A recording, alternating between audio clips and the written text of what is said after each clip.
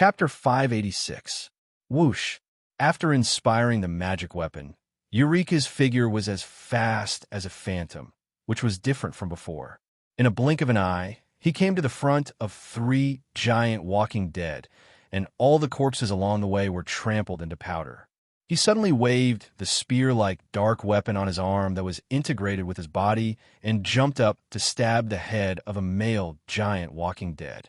Suddenly, the vascular tissue of the male giant walking dead was extremely flexible. He twisted his head in a thrilling way to avoid Eureka's attack, but his cheek was scratched with a bloodstain. Eureka missed a blow, and his body instantly rushed up. His tail wrapped around the waist of the male giant walking dead, and his body stepped on its abdomen and quickly climbed to its shoulder like a dexterous monkey. The giant walking dead roared and waved to grab him, but touched nothing. Eureka was like a flexible loach. Roar! The half-meter-long neck on the shoulder of the giant walking dead twisted to bite him. Eureka's dark green eyes narrowed and waited for a moment. At the moment when it was about to bite his body, the spear on his arm suddenly pierced out, penetrated through its mouth, and came out for the back of its head. All of this happened in an instant. It was only 2 or 3 seconds before and after that, a giant walking dead fell to the ground and died.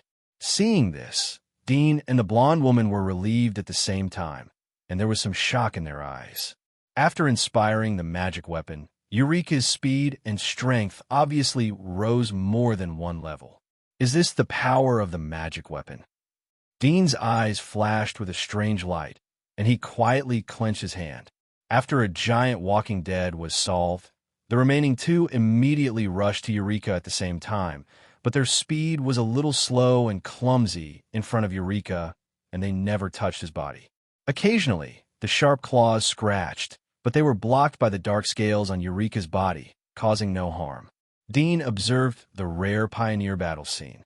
He had to say that Eureka's fighting ability was extremely strong.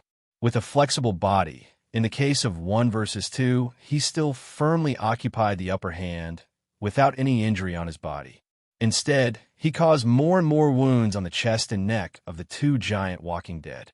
Although these wounds did not affect the action of the giant walking dead, it was enough to see that Eureka fought with ease and terrifying strength. This giant walking dead is no different from the ordinary walking dead, but its physique is stronger. It still relies on instinct to fight. It has no rules and skills. It will only attack. Dean observed and noticed that the fighting style of the 2 giant walking dead was very simple, without any fighting skills. However, even so, with their fearless fighting style and physique, if they were to encounter a low-intelligence, brutal, and violent magical creature, they would be able to cause great damage. But if it was a human, it would be too much of a loss. Because he could see their attack methods at a glance, he could predict their attack direction and method in advance, and fight with twice the result with half the effort. This was also the reason why Eureka could quickly kill the first giant walking dead. But if it was a monster, it might not have such insight and cunning. So powerful. Is this the general's true power? Too strong. The blonde woman and the other 2 held the torch high. With the weak fire, they could only see a series of afterimages.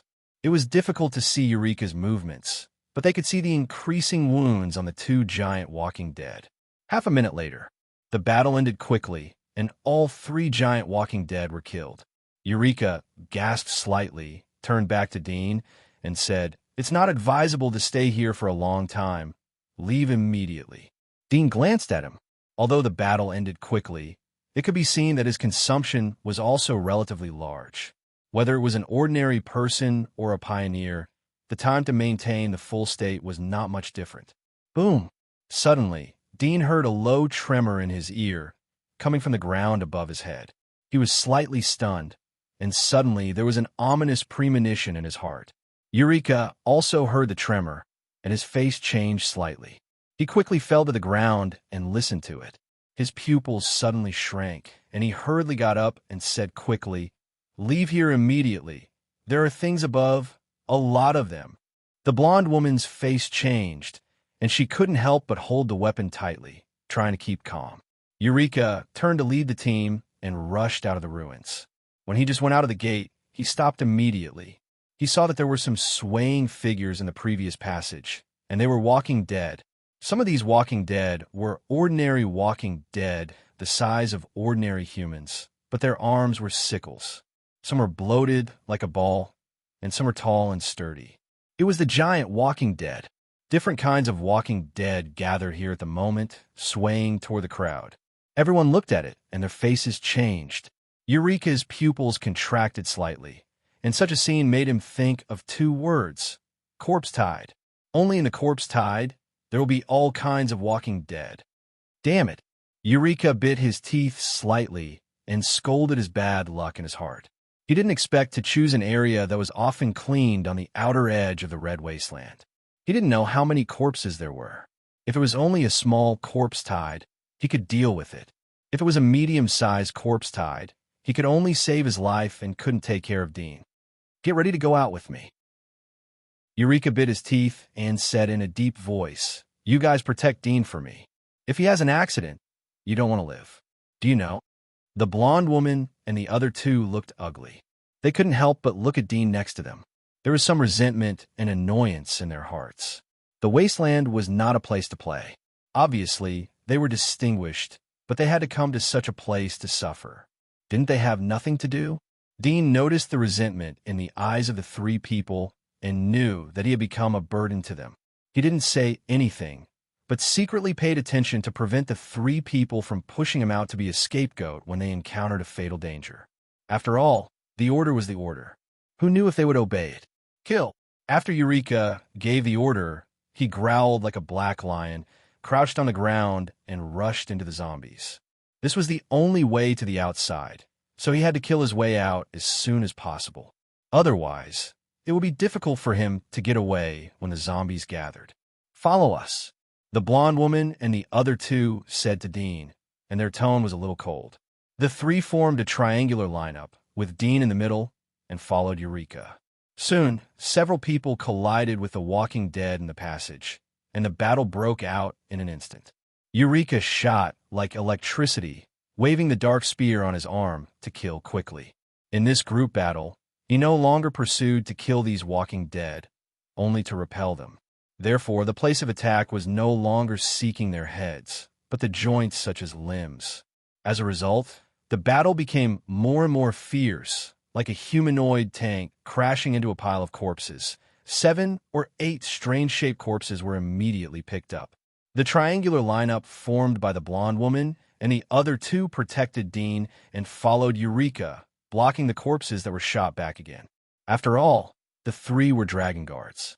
In addition to the high-level corpses, such as the giant walking dead, other ordinary corpses and sickle corpses were easily killed in their hands like cutting melons and vegetables. Some heads fell, and some were kicked back into the corpse tide. After rushing into the corpse tide for more than 10 meters, a giant walking dead that was repelled by Eureka climbed up from the ground and rushed toward Dean and others behind him. The blonde woman and the other two were pale with fright and hurriedly shouted, "General!" When Eureka heard the sound, he looked back and roared fiercely. He jumped up and threw himself on the giant walking dead. The tail quickly wrapped around the blood vessel tissue on its neck. The scales on the tail suddenly stood up like a sharp blade. As the tail tightened, the blade continued to cut into its neck. The blood flowed out and froze the scales on its tail into white frost crystals. His body was also caught by the giant walking dead, and he had to fight back. At this time, the rest of the walking dead rushed toward Dean and others. In addition to the sickle corpses, there was a carrion walking dead with a bloated body. The hunting level was 42, and it was extremely powerful. It knocked the middle-aged man on the left side of the lineup and leaned toward Dean in the encirclement. Dudian immediately stretched out his hand to hold his back. His elbow slightly shook to offset the impact of the impact. After the middle-aged man's body stabilized, he immediately waved his knife and pierced into the body of the carrion walking dead. The blade easily penetrated its body. However, when the middle-aged man wanted to pull out the knife, he couldn't pull it out. At this moment, in the bloated abdomen of the carrion walking dead, a huge mouth full of strange teeth suddenly opened, and bit toward the middle-aged man. "Be careful!" The young man next to him hurriedly pulled out his sword and stabbed it to the abdomen. Whoosh! At the same time as he pulled out his sword, a black figure suddenly jumped out of the corpse group and rushed toward the back of the young man from the other side. Suddenly, the young man who could not react fell to the ground, pressed on him, and bit his face desperately. Dean and the blonde woman looked at it, and their faces suddenly changed. They saw that it was a lizard-like walking dead with scales all over its body, and its feet had degenerated into a tail. It was one of the high-level walking dead, the strange walking dead, a hunting level of 46. No, the young man pushed with all his might, but his face was torn into a bloody mess by a few short claws sticking out from under its throat. Puff! A black shadow suddenly flashed, wrapped around the neck of the strange walking dead on the young man's body, pulled its body up, and fell heavily to the ground. It was Eureka who broke away from the giant walking dead. "Keep up!" Eureka screamed and rushed forward. The blonde woman hurriedly put her hand to pull the young man up from the ground. Suddenly, she felt that her foot was held by a hand. Looking down, it was an ordinary walking dead that had been cut into 2 pieces by herself. She was annoyed and lifted her foot to step on its head. Puff! The head burst open, revealing the hardened brain tissue inside. She kicked the walking dead away. Puff! The walking dead's shoulder was broken, and the body flew into the corpse group, but the arm was still clasped on her ankle. At this moment, she had no time to squat down and pull the walking dead's hand down. She could only ignore it and rush behind Eureka. Soon, under the leadership of Eureka, several people killed a way out of the corpse group, climbed along the steep slope, and climbed to the outside. Roar! Roar! As soon as they came to the ground, before they had time to see the surroundings, they heard a deafening roar. Hearing the hoarse roar, Dean couldn't help but feel a tremor in his heart. He looked up, and his face suddenly changed, full of strong shock. He saw the walking dead wandering around the gravel, and the number was very large. In the open space, hundreds of meters away in front, thousands of walking dead were wandering here. Some of the walking dead were even larger than the giant walking dead, but the body was not like a human, but like a giant elephant, extremely bloated. The tremor that several people heard in the ground was the sound caused by the walking dead. "This is the corpse tide." Dean felt a little shocked. It was the first time he saw so many walking dead, and their postures were strange. There were many strange walking dead. The so-called strange walking dead was not the name of a certain walking dead, but a general term referring to the walking dead whose body was transformed. "Run!" Eureka growled and rushed to a place where there were fewer zombies. He was like a mad lion, opening the way in front of him, knocking away all the zombies that came to him. Dean and the blonde woman and others immediately followed and rushed at full speed. The ordinary corpses behind them could not keep up with the speed of several people, and were suddenly thrown far away. However, in the wandering corpses around, there was a very fast and incomparable corpses with strange postures. Some were like spiders, with 3 or 4 arms under the armpits, crawling to chase. Some were like the lizard-like corpses that had been killed before, crawling on the ground at a very fast speed, and there were thin wings on the back, flying to chase at low altitude. Dean saw that one of the undeads was wearing a broken armor. The armor was covered with dust and blood, but he could vaguely see a fragment of a dragon pattern. It turned out to be a dragon warrior who had been infected into an undead's. At this moment, the walking dead with the broken armor was chasing after them at a very fast speed. In a blink of an eye, it was close to Dean and others. "Damn it!" the blonde woman screamed angrily. Eureka turned his head and saw that there were 7 or 8 walking dead behind him. He was shocked. While waving his arms to hit 2 walking dead, he glanced around and suddenly saw a large number of walking dead scattered nearby, wandering aimlessly, and the number was extremely large. How can there be so many high-level walking dead? Is it a medium-sized corpse tide? Eureka looked ugly, clenched his teeth, and increased his speed by 30% again. At this time, the injured young man fell behind the team and was immediately overtaken by the walking dead with the broken armor. He fell to the ground and had no resistance. The rest of the chasing walking dead smelled the blood and immediately rushed over. "Dash!" the young man screamed in pain, full of extreme panic. "General!" the blonde woman hurriedly shouted. Eureka had noticed the things behind and said in a deep voice, "I can't save him. Keep up. I have to speed up again." Chapter 587. Run! Seeing that the young man was dead, Dean's face changed slightly, and he immediately shouted to the blonde woman and the middle-aged man. At the same time, he suddenly sped up, past the two in an instant, and followed Eureka closely. His figure was as flexible as a fish, avoiding the attack of fish that escaped the net. Although it was a low-rank sickle zombie that rushed at him, and he could kill it with one punch, it would affect his speed. In such a tide of corpses, once he was entangled, even a pioneer could not escape death. The blonde woman and the middle-aged man looked at the scene of the young man being eaten by several walking dead, and their faces were ugly. Although they did not have a deep friendship with the young man, after all, they were comrades in arms, and it was inevitable that they had some grief and indignation. At this moment, hearing Dean shout, the two immediately came back to their senses. Seeing that the number of walking dead rushing from all directions was increasing, the grief and indignation in their hearts were suddenly replaced by fear. "Run!"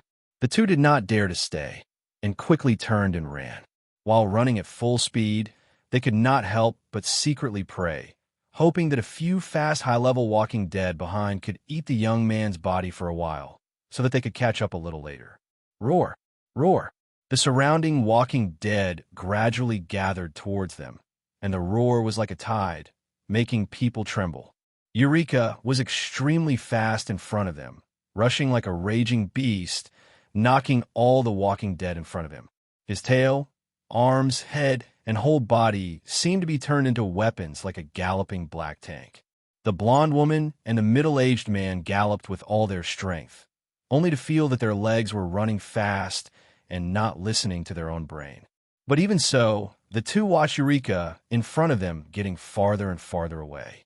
At the same time, the two suddenly found that Dean, who needed their protection before, burst out at a speed that was far beyond them, always following behind Eureka like a shadow. There was a trace of shock in the eyes of the two. Was this young man so strong? Roar! A low roar came from behind, and the tremor of the ground behind them was getting closer and closer. The blonde woman and the middle-aged man felt a chill in their hearts. They immediately knew that there were several walking corpses behind them that were extremely fast. This made their hair stand up, and they were frightened. There was no doubt that once they were entangled by these walking corpses, Eureka, who was rushing forward crazily at this moment, would not turn back to save them. After all, they were not as lucky as Dean, and they did not have a formidable background. Both of them were filled with fear and even despair. "Run, my legs!" The middle-aged man cried out in grief and indignation. Fear crawled onto his face. As death approached, his speed increased again. His strong desire to live made him burst forth with a speed that he had never reached before. But even so, he suddenly saw that the golden-haired woman beside him actually burst out with a speed that was faster than him, and actually slowly surpassed him by 1 or 2 steps. Wasn't speed not her forte? The middle-aged man's mind buzzed and went blank. Suddenly, he heard a roar coming from behind him. In the blink of an eye, it appeared not far from the back of his head. It seemed the walking corpse was following closely behind him. His face was full of fear, and he turned his head with difficulty. At the same time as he turned his head, a blood-red giant mouth suddenly bit his face. Flop! Dean heard the sound of wrestling coming from behind, and the excited roar of the walking corpse. He could not help but change his face slightly. He did not look back, which would affect his speed, but he slightly tilted his head so that his wide field of vision could see the situation behind him. Suddenly, he saw that the middle-aged man had been thrown to the ground by several strange walking corpses. He was struggling desperately, pushing a few walking corpses, but after all, he only had 2 hands, and there were 4 or 5 walking corpses on him. At this moment, there were more walking corpses gathered over, and soon he was drowned. A scream that just opened and stopped abruptly came from the back of the walking corpse pile. At the same time, the walking corpses that crawled outside the walking corpse pile and could not get in immediately loosened, changed their target, and continued to chase them. Dean's face was ugly. In the moment of life and death, he suddenly felt that nothing was important. It was the best to be able to live. "Dean, give me a hand." At this time, the blonde woman behind begged Dean while chasing at full speed. Her blonde hair was messy and covered her face, which was pitiful. Dean glanced at her with the corner of his eyes and hesitated. At this moment, he was more than 10 meters away from her. If he wanted to pull her, he had to slow down by 10 meters, although it only took a pause of less than 0.1 seconds. Once the speed was reduced, it was not as simple as 0.1 seconds to sprint for another 10 meters. "Sorry." He bowed his head slightly and said, and then ran at full speed, following Eureka. Hearing Dean's words, the blonde woman's face changed, and her pleading eyes flashed a touch of resentment. At this moment, there was a burst of roar behind her, and the speed was strange, getting closer and closer to her. Her pupils shrank, and she instinctively had an impulse to look back, but this would undoubtedly affect her speed. She clenched her teeth and pleaded loudly to Dean without looking back. "Please, we have been protecting you all the way. Can't you pull me? I beg you, just give me a hand. I'll make love to you when we get back. I'll use my body to repay you. You could do whatever you want, please." Dean gritted his teeth slightly and continued to run. Seeing that Dean's speed did not slow down at all, the blonde woman was completely desperate. At the same time, a bloody claw slammed on her shoulder. In an instant, her mind was blank. Then, 4 or 5 sharp claws stretched out from behind her and grabbed her shoulders, some pressed her head, and some hugged her waist. With a plop, her body, which was running at full speed, was suddenly pulled. The next moment, she was dragged into the zombies behind her. Her ears were full of roars, and the sky disappeared in an instant, covered by ugly and hideous faces. Hearing the screams behind him, Dean's face changed slightly. He knew it was the blonde woman without looking. He clenched his teeth slightly and did not look back. He exhausted his endurance to maintain the full speed at the moment and followed behind Eureka. "Get out, get out, get out!" Eureka roared and rushed forward, quickly knocking away the zombies that rushed toward him and abruptly opened a bloody road that stretched for several miles. However, even though he had rushed thousands of meters away from the zombie horde, he still did not feel happy in his heart, because within his sight, there were still a large number of scattered zombies. Wasn't the scale of the zombie horde too big this time? However, fortunately, he felt that Dean was still following him. As for the other 3 people who died one after another, although they slightly stimulated his nerves, they did not let him care. For many years in the wasteland, he had been accustomed to the death of his comrades and companions. It was not a habit, but a numbness. As long as Dean could live, then he wouldn't be punished by Aisha. Judging from the previous secret explanation, he knew that Aisha was not joking this time. "If you want to live, keep up with me." Eureka roared and knocked away a giant walking dead in front of him, rushing quickly. Dean saw the giant walking dead again, and his whole body was covered with goosebumps. He hurriedly stimulated the whole body strength and entered the primary limitless mode. A large number of white bones exuded under the skin, covering the whole body. At the same time, his speed broke out again and instantly rushed out like a cannonball, biding the position of less than 5 meters behind Eureka. This distance was the limit. If he was pulled away again, he was very likely to lose Eureka. At that time, he could only open the way by himself or stimulate his wings. But if he used the wings to fly, it was no longer a matter of exposure. But even if he used the wings to fly, he might not be able to rush out of the zombies alive. The two flew at full speed along a straight line. The zombies wandering around quickly gathered towards the two. The strange walking dead that ate the blonde woman in the rear also chased again, but their speed was a little slower than Dean's, and they could barely follow the rear of hundreds of meters away. Eureka looked at the front while rushing, and suddenly found that the number of walking dead was less than a kilometer away. His eyes were bright, and he finally rushed to the edge of the corpse tide. Fortunately, this corpse tide is not fully formed. If it is to maintain the scale of the corpse tide, it will be really dangerous this time. Eureka secretly breathed a sigh of relief, thinking like this. Whoosh! Suddenly, a sound of breaking through the air came at high speed. The sound was like a bee, screaming and harsh.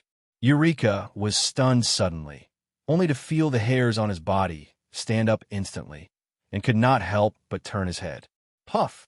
A black spear fell from the sky, like a black lightning, pierced from his shoulder at the moment when he turned his head, and the strong impact drove his body, instantly nailed to the ground a few meters away in front of him, splashing a big pit. Dean, who was behind Eureka, was shocked. He did not react at all. When he heard the sound, he saw that Eureka in front of him had been taken out by a black object. Spear. When Eureka was nailed, Dean suddenly saw that his shoulder was pierced by a black spear more than 2 meters long, and his body was nailed to the black soil. Eureka coughed up a mouthful of blood, and there was some shock and a trace of fear in his eyes. He turned his head and suddenly saw the dark sky behind him. A dark figure was flying, and there was a pair of huge wings on its back. However, the wings were broken, like the fallen angel depicted in the monastery Bible. Is the Bible true? Such a strange idea emerged in his mind, but it was only a flash, and it was destroyed by reason and pain.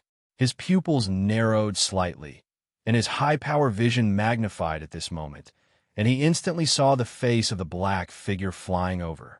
At the moment of seeing clearly, his face was full of shock, and he said, "Corpse King." When Dean saw the black spear on Eureka, he had already looked back and soon noticed the black figure flying in the distance. His thermal vision did not see the slightest heat source on the ladder. He was shocked in his heart. Is it a strong-winged clan? Soon, he heard Eureka's shocked cry, and his heart suddenly trembled. Corpse King? There's a Corpse King here? He learned some information about the Corpse King from Ian and others. In the past 2 days in the fortress, he also read about the Corpse Tide and the Corpse King from books. Legend has it that the Corpse King is the final form of the Walking Dead. It is relatively easy to meet in the Corpse Tide, but it is not absolute. Not all the Corpse Tides will be mixed with the Corpse King, but the Corpse King must come from the Corpse Tide. Moreover, the Corpse King's hunting level is the same as the monsters. It is not fixed. The Corpse King has strong and weak ones. The strong ones can easily kill the pioneers, and the weak ones are comparable to the pioneers. Dean did not expect to meet a Corpse King here. You know, Eureka is only a pioneer, and the Corpse King can also call the Walking Dead, and even control the Walking Dead. He is not Eureka's opponent at all. Puff! Eureka, who was nailed to the ground by the black spear, suddenly jumped with his hands on the ground, and immediately pulled his body out along the end of the spear. He turned around and continued to run forward. Dean was startled and hurried to follow him. However, this time Eureka ran faster than before. With Dean's full burst of speed, he could not catch up and was thrown more than 10 meters away in an instant. Dean's face changed. He suddenly realized that Eureka should be aware of the danger of life, so he broke out with extraordinary speed. In other words, at this time, Eureka would no longer care about him. He clenched his teeth and immediately stimulated the wings on his back. As the wings unfolded, he immediately flapped his wings to push his body and followed Eureka. He did not dare to fly high in the sky. The Corpse King behind him had wings. If he also flew high in the sky, it would inevitably attract its attention. At that time, he would use his life to buy time for Eureka to escape. While running at full speed, Dean always paid attention to the back of the Corpse King, in case the Corpse King used a long-range attack again. If he was hit by the spear, he might be killed on the spot. Whoosh! Dean was praying, and a sound of breaking air came again. Dean suddenly saw a black shadow flying toward him. His pupils shrank, and his body hurriedly dodged, but his body seemed to become sluggish. Puff! A black bead brushed past his shoulder and shot in the ground. Dean was so scared that he was in a cold sweat and rushed at full speed. Bang! Suddenly, the ground under Dean's feet rumbled. His pupils shrank, and he hurriedly looked at the front where the vibration was the strongest and suddenly saw a terrible scene. He saw the ground under Eureka, who was running at full speed in front of him, burst open, and a giant hand stretched out from it. The width of the palm was nearly 2 meters. It caught Eureka, who was running at full speed, and held him in the palm. At the same time, in the ground under the palm, the soil cracked open rapidly, and an extremely huge figure sat up from it, covering the sky and the light in an instant. Dean was dumbfounded. This is a supergiant walking dead. In addition to the terrible size gap, the body structure was similar to that of the giant walking dead that Dean had seen before, but the chest and back protruded with several skin-colored spikes, which looked a bit ferocious. Chapter 588. When Dean was stunned, Eureka's scream suddenly sounded. He saw his body was tightly held by the palm of the supergiant walking dead, and his arms and legs were all tightly bound. Only a dark tail was swinging at the lower edge of the palm. The sharp part of the tail hooked to the back of the palm and deeply penetrated into it. But the supergiant walking dead obviously had no pain, and the palm was just tighter and tighter. Gotcha! The sound of broken bones sounded, and Eureka couldn't help but scream loudly. The tail that pierced into the giant palm was so painful that it softened and shook in the air like a cramp. Soon, the sound of broken bones became more and more intensive. Eureka struggled fiercely, but he couldn't make any effort. After a while, Dean saw that while he screamed, a lot of blood suddenly gushed out of his mouth, and a lot of blood overflowed from his ears, eyes, and nostrils. Soon, the scream stopped abruptly. With a bang, the huge palm suddenly clenched, and thick blood gushed out from its clenched palm, splashing all over the hand. In the next moment, the supergiant walking dead loosened its hand, and the sticky, broken body organs slipped from its palm one by one. It raised it to the mouth and stretched out a giant tongue with dense eyes and sharp teeth to lick it. Then it slowly moved its eyes and looked at another small figure in front of it. Dean's throat rolled, and his mind was a little blank. All this was slow, but in fact it was only 2 or 3 seconds. Eureka was dead. As a pioneer and one of the 8 generals who guarded the wasteland, he died so easily. The fear that he had never had gripped his heart tightly, and he even forgot to breathe. At this moment, he suddenly thought that if God let him return to the giant wall, he would rather live there forever in this life and never step out again. When death stood in front of him and he was powerless to resist, he realized that life was so insignificant and self-respect was so worthless. The so-called meaning of living was just a stupid and childish idea of having nothing better to do. Just being able to live on was already a wonderful thing. Whoosh! A whistling sound flew over and stopped above Dean's head. Dean's whole body was covered with goosebumps, and the blood in his body seemed to be frozen. He dared not have the slightest movement. He slowly moved his eyes and suddenly saw the corpse king with 2 broken wings on the back behind him. It was above his head. He was looking down at her from high above. Fear and despair. When these 2 situations appeared at the same time, what would be left in the brain? Was it blank? Who? The corpse king's figure slowly descended, a gentle breeze brought about by the flapping of its wings. But the breeze was mixed with the stench of rotting corpses. The next moment, Dean heard the ground behind his body tremble slightly. At the same time, the cold breath with the smell of blood and corpses blew from the back of his neck. It seemed that the king of corpses was standing behind him, watching him. Dean's heartbeat suddenly stopped. Time seemed to suddenly slow down, and the air was so quiet that not a single sound could be heard. He would definitely die. These 4 words appeared in his mind. There was no doubt that this kind of self-judgment would cause one to feel despair, but at the same time, there seemed to be a kind of courage in his heart. Since he was going to die, what was there to be afraid of? He clenched his fist, turned around abruptly, and punched behind him. Bang!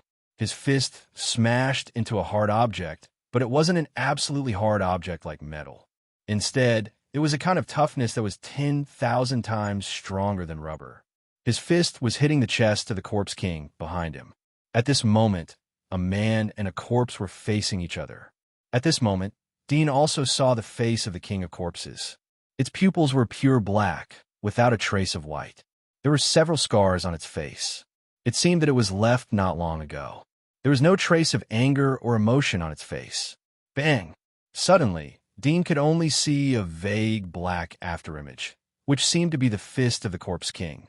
The next moment, the pain hit his entire chest, and the signal conveyed by the pain, nerves occupied all his consciousness. His body flew straight back, as if flying into space. His body could not feel gravity at all, until there was a sharp pain in his back again, and he hit something. He coughed up a mouthful of blood and felt a burning sensation in his chest, as if he was suffocating. He forced himself to look up, and immediately discovered that the scenery around him was slowly sinking. To be precise, it was his body that was automatically rising.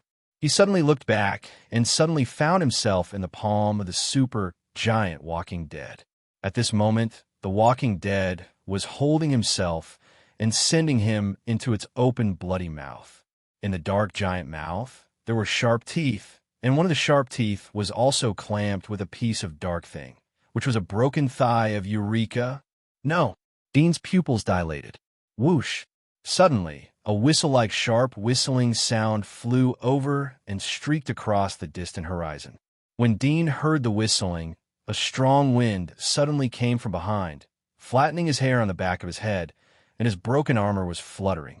At the same time, a blood-red light flashed over the top of his head, like a red lightning into the bloody mouth of the super giant Walking Dead. With a bang, Dean felt the giant palm that held him. The next moment, the ground behind the super giant Walking Dead made a huge roar.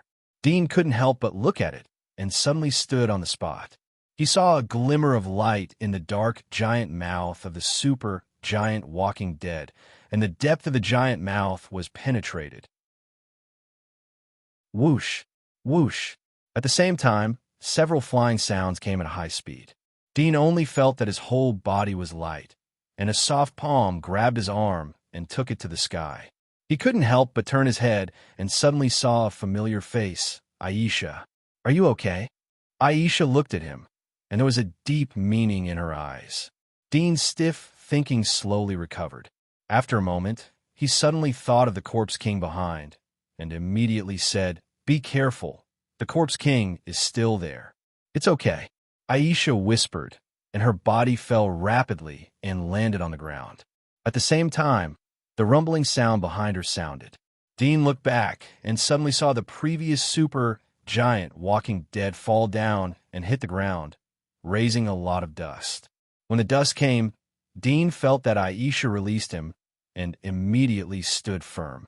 At the same time, he used the dragon blood technique she taught him to control the heart, change the direction of blood flow, stop the blood in the chest, and then use a small amount of blood to gently soothe the past, slowly heal.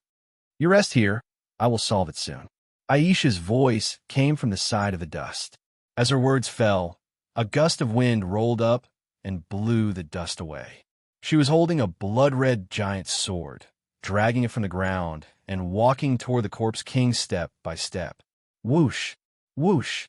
At the same time, several figures in the sky came and landed on the side of Aisha.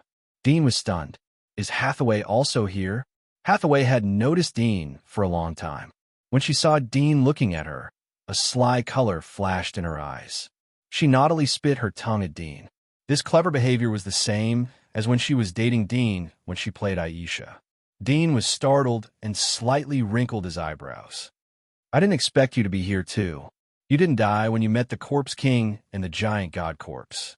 Gee, you are really lucky," Hathaway said to Dean with a smile. Dean's face sank slightly, and he was silent. "After all, you were still too tender. You were so scared that you couldn't walk before. You actually watched the giant god corpse eat you. You were really cowardly." Hathaway showed her white teeth and said with a smile, "In the knight's poem, the hero saves the beauty. When it comes to us, it becomes the beauty saves the bear. Sister, it seems that you are better than me in everything, but your eyes are much worse than mine." "Shut up." Aisha turned her head and looked at her coldly. Hathaway shrugged slightly. That's the truth. Before she finished her words, she suddenly stopped. A wisp of cold air was on her neck. It was the tip of the blood-red giant sword in Aisha's hand. A middle-aged man next to her saw the stiff atmosphere and quickly said, "Your Highness Aisha, Your Highness Hathaway, is just a joke. Don't mind it. Let's solve this corpse king first." Aisha snorted coldly and took back the giant sword. She looked up and stared at the corpse king walking slowly in front of her. Her eyes flickered slightly. The smile on Hathaway's face had long disappeared. She was expressionless. She turned her head silently and looked at the corpse king. Then she said, "The executioner was killed by it. There is still the smell of the executioner on its body." Her voice was clear, and there was no childish appearance of the previous smile. Dean was shocked. The executioner was killed? And it was by the corpse king in front of him? "Reynolds, you stay and take care of him," Aisha said to the middle-aged man. The middle-aged man was slightly startled. He was a pioneer, but he stayed to protect this young man. However, thinking that the two sisters actually quarreled and even pulled out their sword for this young man, he couldn't help but look at Dean. His appearance could only be regarded as delicate, not a rare handsome appearance. The heat source in his body was also ordinary. He was just at the limited level. There was nothing outstanding about him.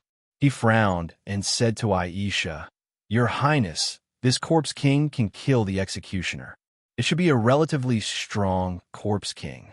If I don't help, no need for you." Aisha interrupted him. "You take care of him. This corpse king is stronger than you think. It's not something that ordinary pioneers can intervene in. Hathaway, come and help me. End the battle as soon as possible so that the corpse tide doesn't gather." Hathaway pretended to be surprised and said, "Sister, I'm just an ordinary pioneer. Aren't you afraid that I'll be in danger?" Aisha glanced at her and said, "You'd better stimulate the magic weapon. Otherwise, you'll die if your blood is awakened." Hathaway pouted slightly, showing a reluctant expression, but there was a hint of seriousness in her eyes. She pulled out the giant spear on her back and clenched her fingers tightly. The body of the spear slowly melted, and like wax, it crawled along her arm and covered her entire body. In an instant, she turned into a 3-meter-tall demonic dragon with a pair of dark red wings and a huge dragon tail. But compared with the real demonic dragon, it was a bit like a human, such as the upright posture, the arms similar to human arms, and the upright chest. Aisha stared at the corpse king. Seeing that it didn't immediately launch an attack, she suddenly thought of something. She turned her head and looked around. Suddenly, she saw the surrounding corpses slowly gathering. Her face sank. Obviously, when they were talking, the corpse king didn't take the opportunity to launch an attack. It wasn't gentlemanly etiquette, but it sensed that the enemy was unusual and took the opportunity to summon the corpse tide. "Attack!"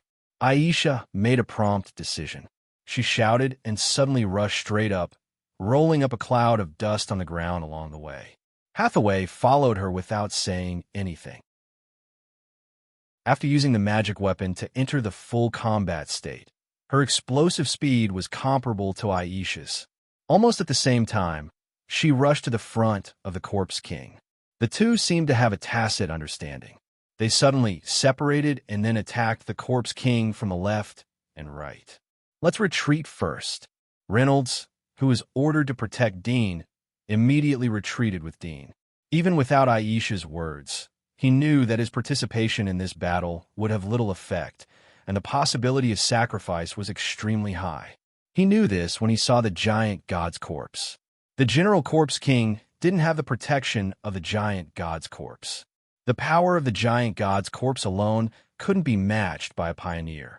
At least 2 or 3 pioneers were needed to kill it. "I heard that Eureka is with you. Where is he?" Reynolds asked Dean while retreating. Dean looked at the battle in front of him without squinting. His face changed slightly when he heard the words. He whispered, "He was eaten by the giant god's corpse." "What?" Reynolds was shocked. He couldn't help but look up at the giant god's corpse. He suddenly noticed that one of its palms was stained with blood. His face suddenly changed. "Roar! Roar!" At this time, there was a roar around them. A large number of walking dead gathered from all directions. Many of them were extremely fast, and they rushed toward Dean and Aisha. Reynolds's face sank. He pulled out his sword and cut off the necks of several walking dead that rushed over. After repelling a few walking dead, Reynolds saw Dean's pale face and then looked at his chest, which had completely collapsed. Presumably, many of his ribs were broken. He immediately took out a small bottle from his waist bag and said, "Take one of the healing pills inside." Dean listened to him, took a look, took out a pill, and swallowed it. As the pill entered his mouth, he suddenly felt that the burning pain in his chest was reduced a lot. At the same time, the exhausted power in his body was gradually recovering. He was surprised. He didn't expect the effect of the pill to be so fast. It was worthy of the healing medicine carried by the pioneers. He sighed in his heart. He quickly controlled his heart and accelerated the recovery of the chest injury with the effect of the pill. At the same time, he divided part of his attention to the battlefield in front of him. Boom, boom, boom. Aisha and Hathaway were fighting with the Corpse King. The speed of the three was extremely fast, like a stream of light. Every time they landed, the ground trembled violently, as if hit by a boulder weighing thousands of pounds.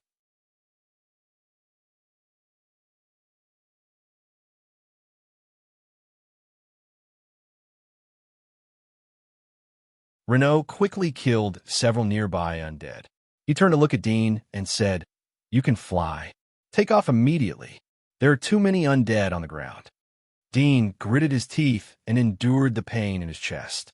He flapped his wings and flew into the air. Suddenly, he saw the group of undeads gathering from all directions. Farther away, there were still thousands of undeads rushing here at full speed, raising countless dust. It looked extremely spectacular and shocking. Whoosh! An undead with green skin, a flat head, and fist-sized eye sockets suddenly jumped out of the group of undeads and rushed straight to Dean, who was in the air. Dean's face changed slightly. He wanted to flap his wings to change the trajectory, but it was too late. The ladder was too fast. He decisively lifted his leg and aimed at the head of the strange walking dead that jumped over. With a bang, he hit its forehead. At the same time that he couldn't change the trajectory, the strange undead couldn't change the trajectory either. It was kicked upside down. Dean was about to continue to fly. Suddenly, he felt that his foot was wrapped by a soft, warm, and slippery thing. He couldn't help but look down and saw that the strange undead that was kicked down had a very long tongue wrapped around his leg. Damn it! Dean hurriedly bent down and cut it with his dagger. Whoosh! Whoosh! At the same time as he bent down, he saw several figures jumping out of the group of undead. There were several undead with the same strange body. Their jumping power was extremely amazing. One of the undead's hair was completely glued together, like a piece of fleshy wing on the head. It was very ferocious. Dean's face changed. He hurriedly swung his dagger and lifted his leg to kick. Bang! The alloy boots kicked on the chest of an undead. The undead rushed to Dean's feet with its palms, and then desperately gnawed the boots on his feet. The sharp teeth bit along the front toe of the boots. The boots were bitten flat, and the metal pressure made Dean's toes painful. At the same time, several other bouncing undead rushed from other directions of Dean. Some of the bouncing angles were not good. They didn't hit Dean, but hit the undead whose tongue was wrapped around his feet. Then they immediately climbed up the body of the undead, grabbed its tongue as a rope, and quickly climbed to Dean's feet. They clung to Dean's calf and gnawed desperately. Damn it! Dean hurriedly bent down and stabbed with his dagger. Puff! The dagger pierced through the zombie's head. The zombie only cared about gnawing on his boots and didn't even try to dodge. When the head was pierced, the undead's palms immediately loosened and it fell vertically. At the same time, a gust of wind came, and then Dean felt that his feet were loose. He saw the undead holding his other leg fell down, leaving only its head still biting on his boots, and its mouth was still gnawing desperately. It didn't die. Dean's face changed slightly. He kicked the undead's temple, and its head flew out like a football. It fell in a parabolic trajectory into the group of undead below and was quickly submerged. On the ground, the place where he and Reynolds stood was now completely submerged by the undead. "Thank you." Dean turned to Reynolds and said. It was him who helped. "It's nothing," Reynolds said halfway. Suddenly, he was hit by something, and his body flew out dozens of meters backward. Dean's pupils shrank. He turned his head and suddenly saw that the thing that hit Reynolds was a rotten and ugly undead. At the moment, it was firmly grasping his body and gnawing desperately. Reynolds's face was red. He pushed it away with a burst of strength and kicked it in the stomach, making it fall vertically. Dean was relieved to see him out of danger. Then his face changed. He saw several figures flying from behind him at high speed in his peripheral vision. Whoosh! His body swayed quickly, instinctively, almost brushing past the trajectory of a black shadow. His whole body was in a cold sweat.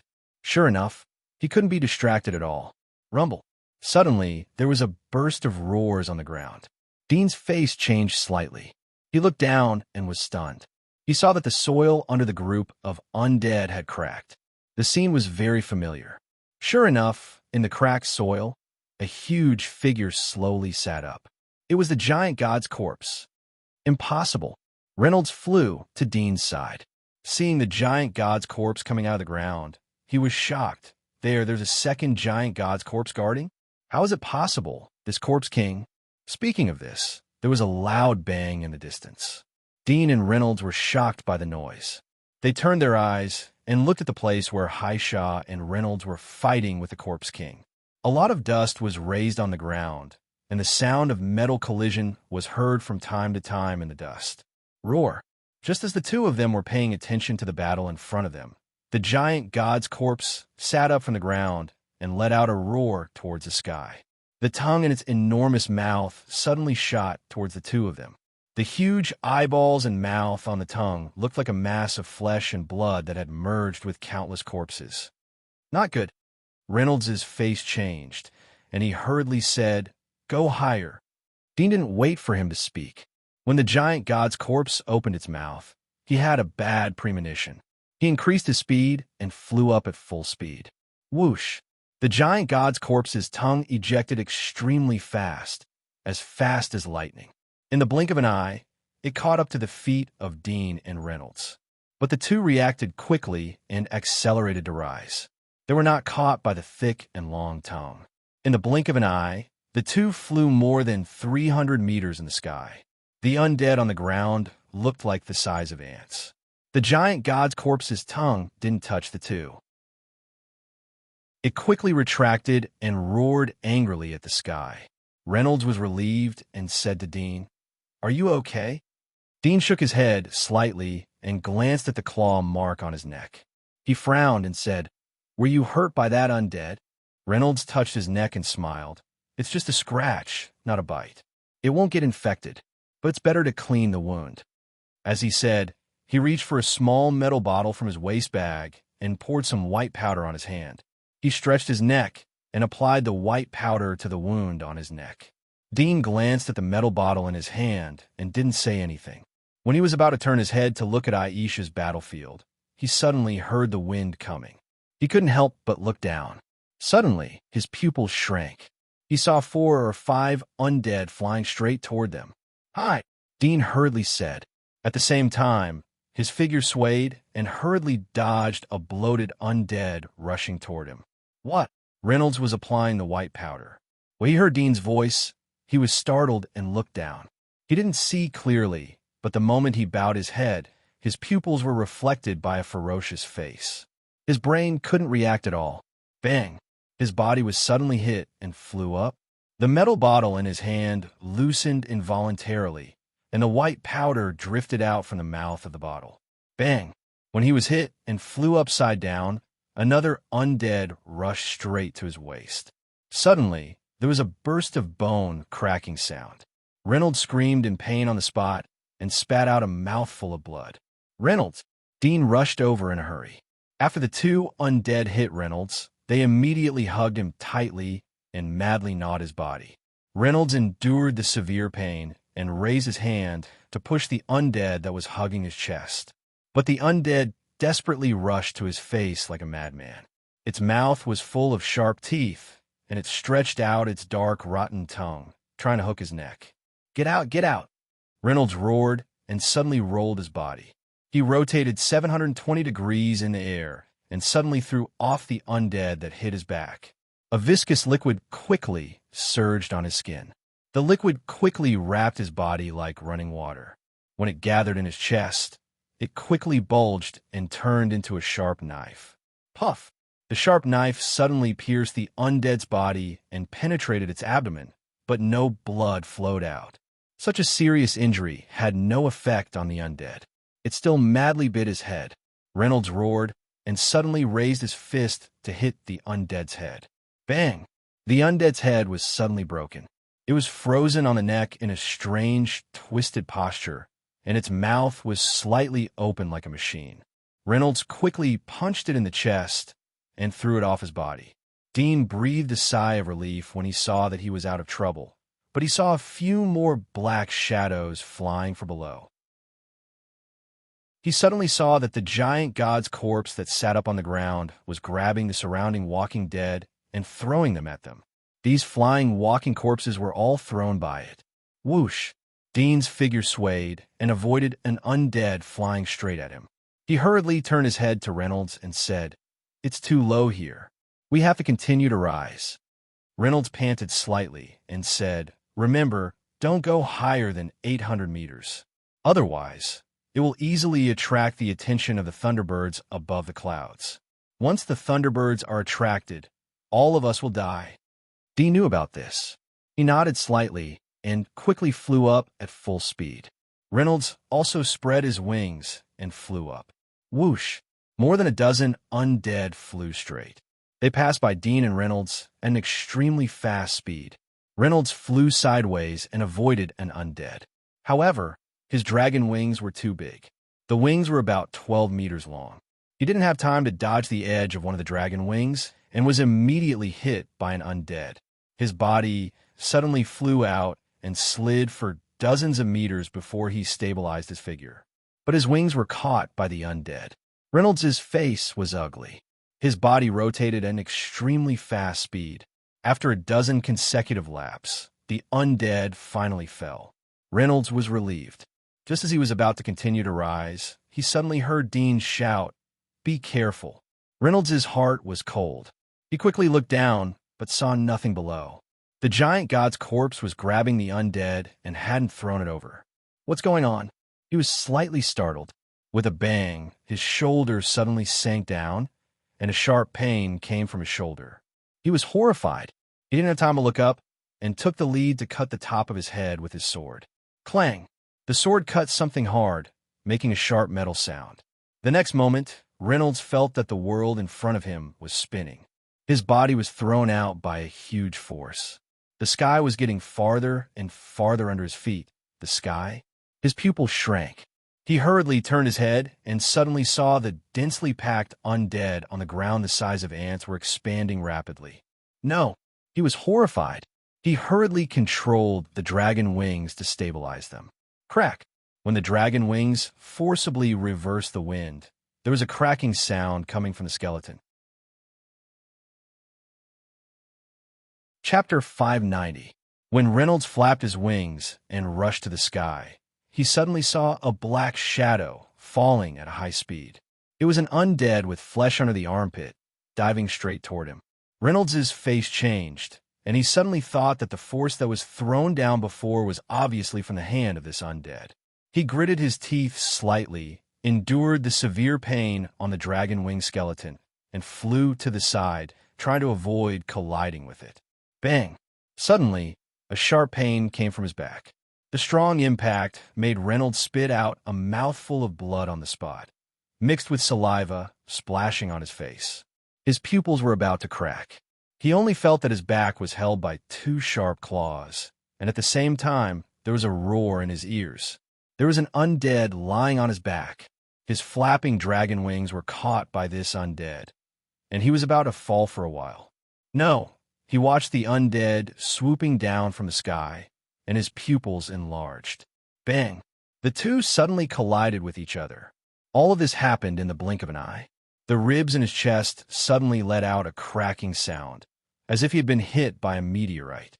His brain buzzed, and the wind whistled in his ears. His body fell down at an extremely fast speed, and with a bang, he smashed into the ground, causing dust to fly up into his face and hair. Roar!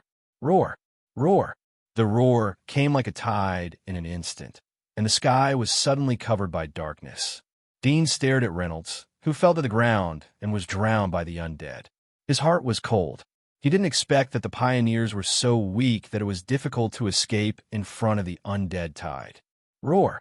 The giant god's corpse suddenly roared, raised his giant hand, and grabbed into the undead group. He held 2 or 3 undead in his palm. Some of the undead were caught at the edge and struggled to fall from his palm. He opened his hand and saw Reynolds, who was covered with blood, lying limp in his palm. He stretched out his huge tongue and licked, rolling the dying Reynolds into his mouth. After swallowing Reynolds, the giant god's corpse raised his head again, looked at Dean in the sky, and roared. He grabbed the surrounding undead and threw them again. Dean's face changed, and he hurriedly flew up. Whoosh! Whoosh! One by one, the undead flew around his body. After the remaining force subsided, they fell again into the undead group below. In the blink of an eye, Dean had risen to a height of 500 meters. With the arm strength of the giant god's corpse, some of the undead thrown fell before they reached Dean's height. When he flew to about 600 meters, Dean stopped. He had long noticed that none of the undead thrown by the giant god's corpse could fly to such a height. This should be the limit of his arm strength. After throwing more than a dozen undead in a row, the giant god's corpse roared at the sky when he saw that he couldn't touch Dean. His huge eyes were filled with ferocity and anger. At this moment, the roar of a beast suddenly sounded from the other end of the battlefield. It spread like thunder in all directions and immediately caught Dean's attention. The source of the sound came from the direction of Aisha's battle. When Dean looked over, he was stunned. He saw 3 ferocious figures fighting fiercely in the air. Aisha's figure disappeared and was replaced by a humanoid dragon beast that was very similar to Hathaway's magic soldier state. Its whole body was covered with dark red scales, and there was a dragon tail of 7 or 8 meters long covered with bone spurs. 6 slender and sharp spikes protruded from the dark red, feather-like dragon wings. There seemed to be small holes in the middle of the spikes, which were ejecting white-hot air. The upper body of this terrifying figure was Aisha's beautiful face. But at this moment, there were red patterns on her cheeks like grooves flowing with blood, and also like blood vessels protruding from her face. It looked strange and powerful. Compared with Hathaway's magic soldier state, Aisha's magic soldier state was bigger and more powerful. Seeing this scene, Dean couldn't help but recall Reynolds' words. He was a little shocked. He didn't expect that the Corpse King could actually force Aisha's magic soldier state. Bang! Bang! Aisha's figure swept extremely fast. Every time she rushed out, the spikes on her back would eject white-hot air like smoke. She was holding a blood-red giant sword in her claws. It was the big sword that she was always with. This giant sword with her original body looked a bit huge and uncoordinated. But at this moment after her magic soldier state, it looked a little small and slender. When Aisha flew out, Dean couldn't see her figure in his sight. She disappeared directly. When she reappeared, she was already fighting with the Corpse King. The offensive was extremely fast. The blood-red giant sword was flying disorderly, like countless blood-red, lightning-dense net, completely covering the front of the Corpse King. However, the skeleton-like Corpse King with black wings on his back was not inferior. The dark spear in his hand danced in an airtight manner, blocking all of Aisha's moves. The sound of weapons clashing was continuous, and from time to time, there was a burst of fierce sparks splashing. At the same time, Hathaway went to the back of the Corpse King. Her spear was like a dragon, as fast as lightning, turning into hundreds of spear lights to stab the back of the Corpse King. In the front and back attack of the two, the Corpse King's defense was somewhat difficult. It was injured from time to time. It retreated step by step and was pressed into the low air. However, on the ground where the three people were fighting, there was a dark corpse tide gathered at the moment. It was like a group of madmen in a carnival. They raised their hands and danced wildly, trying to catch Aisha and Hathaway in the air. Roar! A roar suddenly sounded. Dean's face changed slightly. He looked down. The voice came from the mouth of the giant god's corpse. He saw it roar and slowly stand up from the ground. Its burly body was extremely huge. Every step it took on the ground made a rumbling sound. However, its walking speed was not fast. It was like an ordinary person walking. But even so, under its huge body, every step it took was huge. Soon it came to the battlefield where the Corpse King was. Dean's face changed. The previous roar was most likely the Corpse King asking it to help. Damn it! Dean gritted his teeth slightly and clenched his fists. Looking at the fierce battle, his heart was a little nervous and worried. At the same time, he was a little angry and unwilling. Suddenly, an idea flashed in his heart. He immediately turned around and flew out of the corpse tide. Sister, that kid seems to have escaped.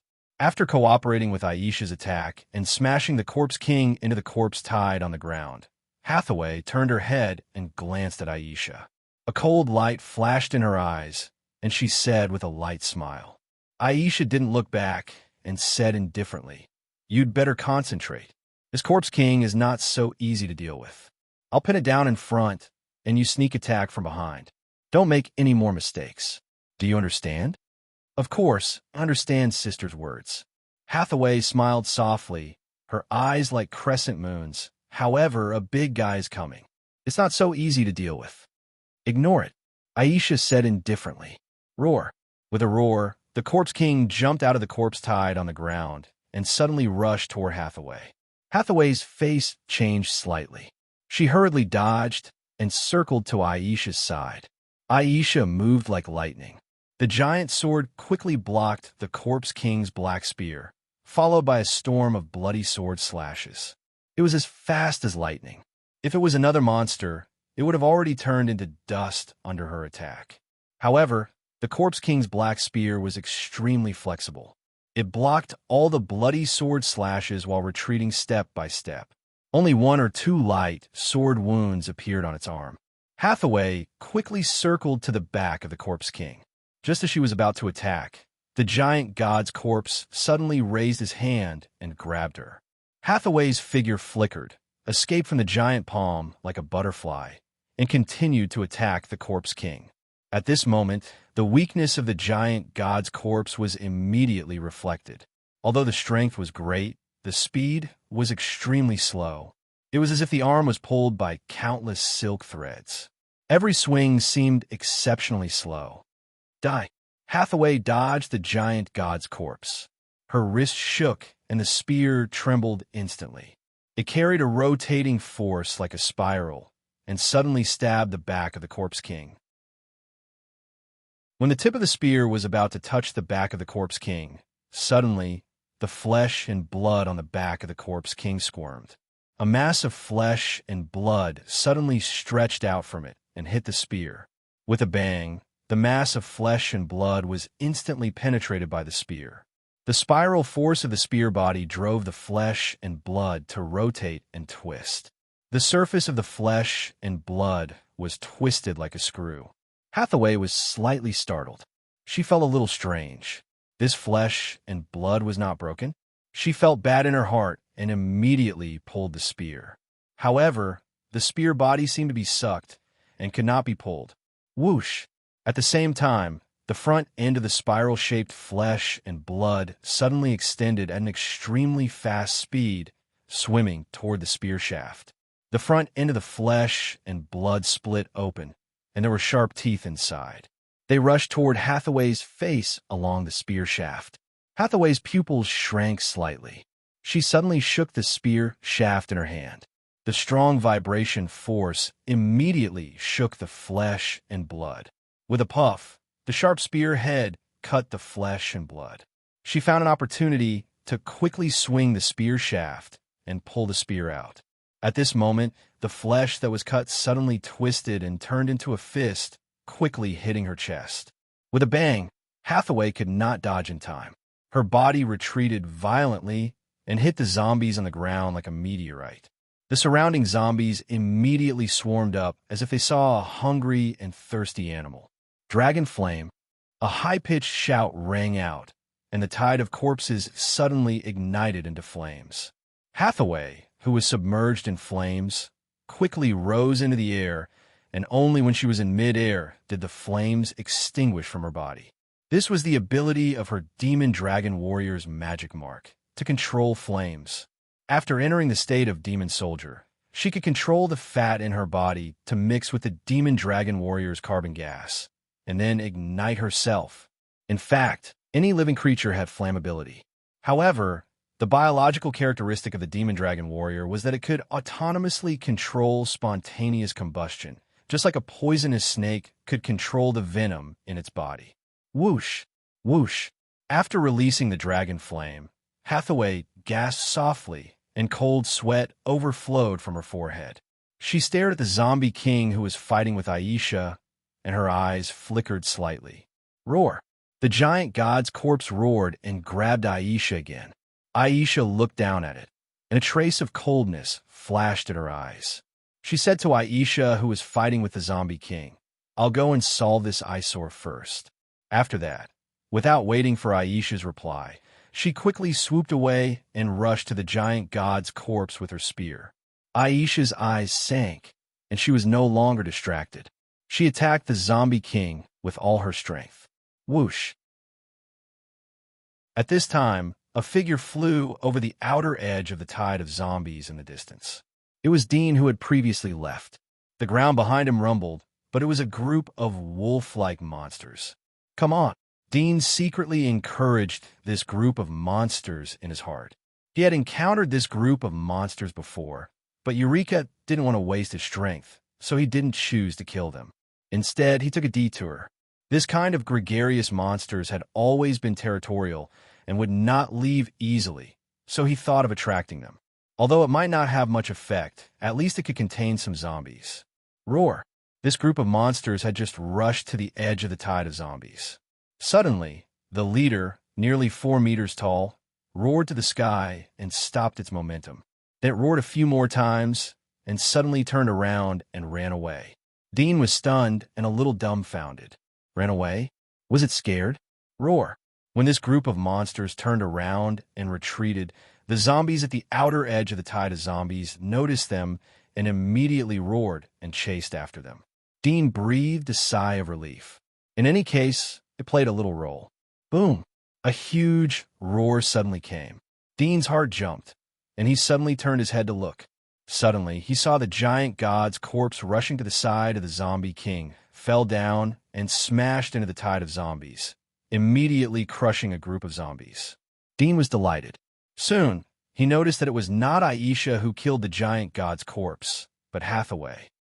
Hathaway swung her spear and suddenly noticed a black spot floating in the distance. It was Dean, who had previously escaped.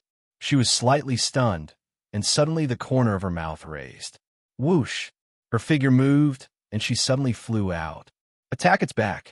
Aisha saw that Hathaway killed the giant god's corpse and immediately said to her.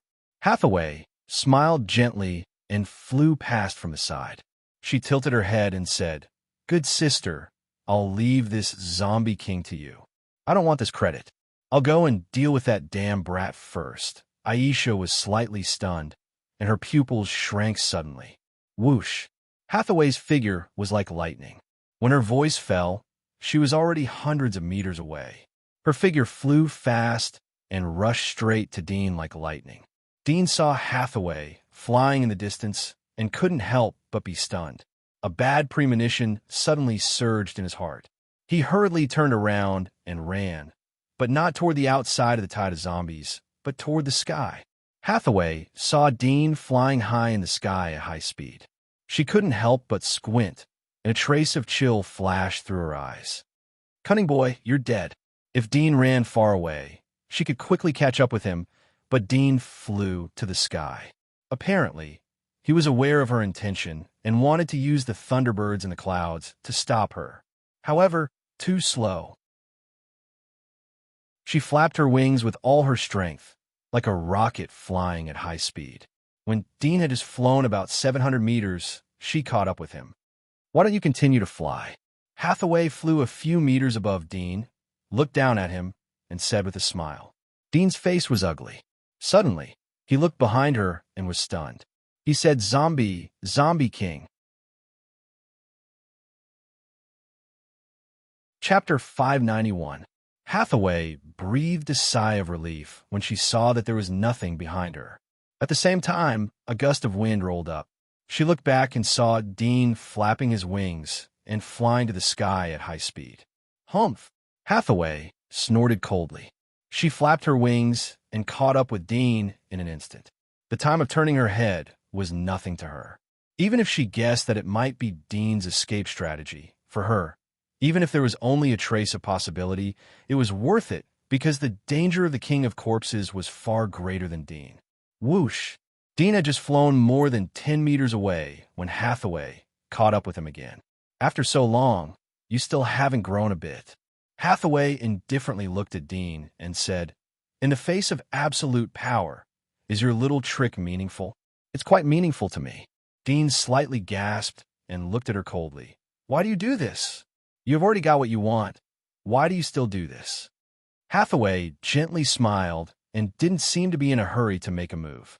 She said, "Do you still remember your captain, Ian?" "Ian?" Dean was startled. "Yes."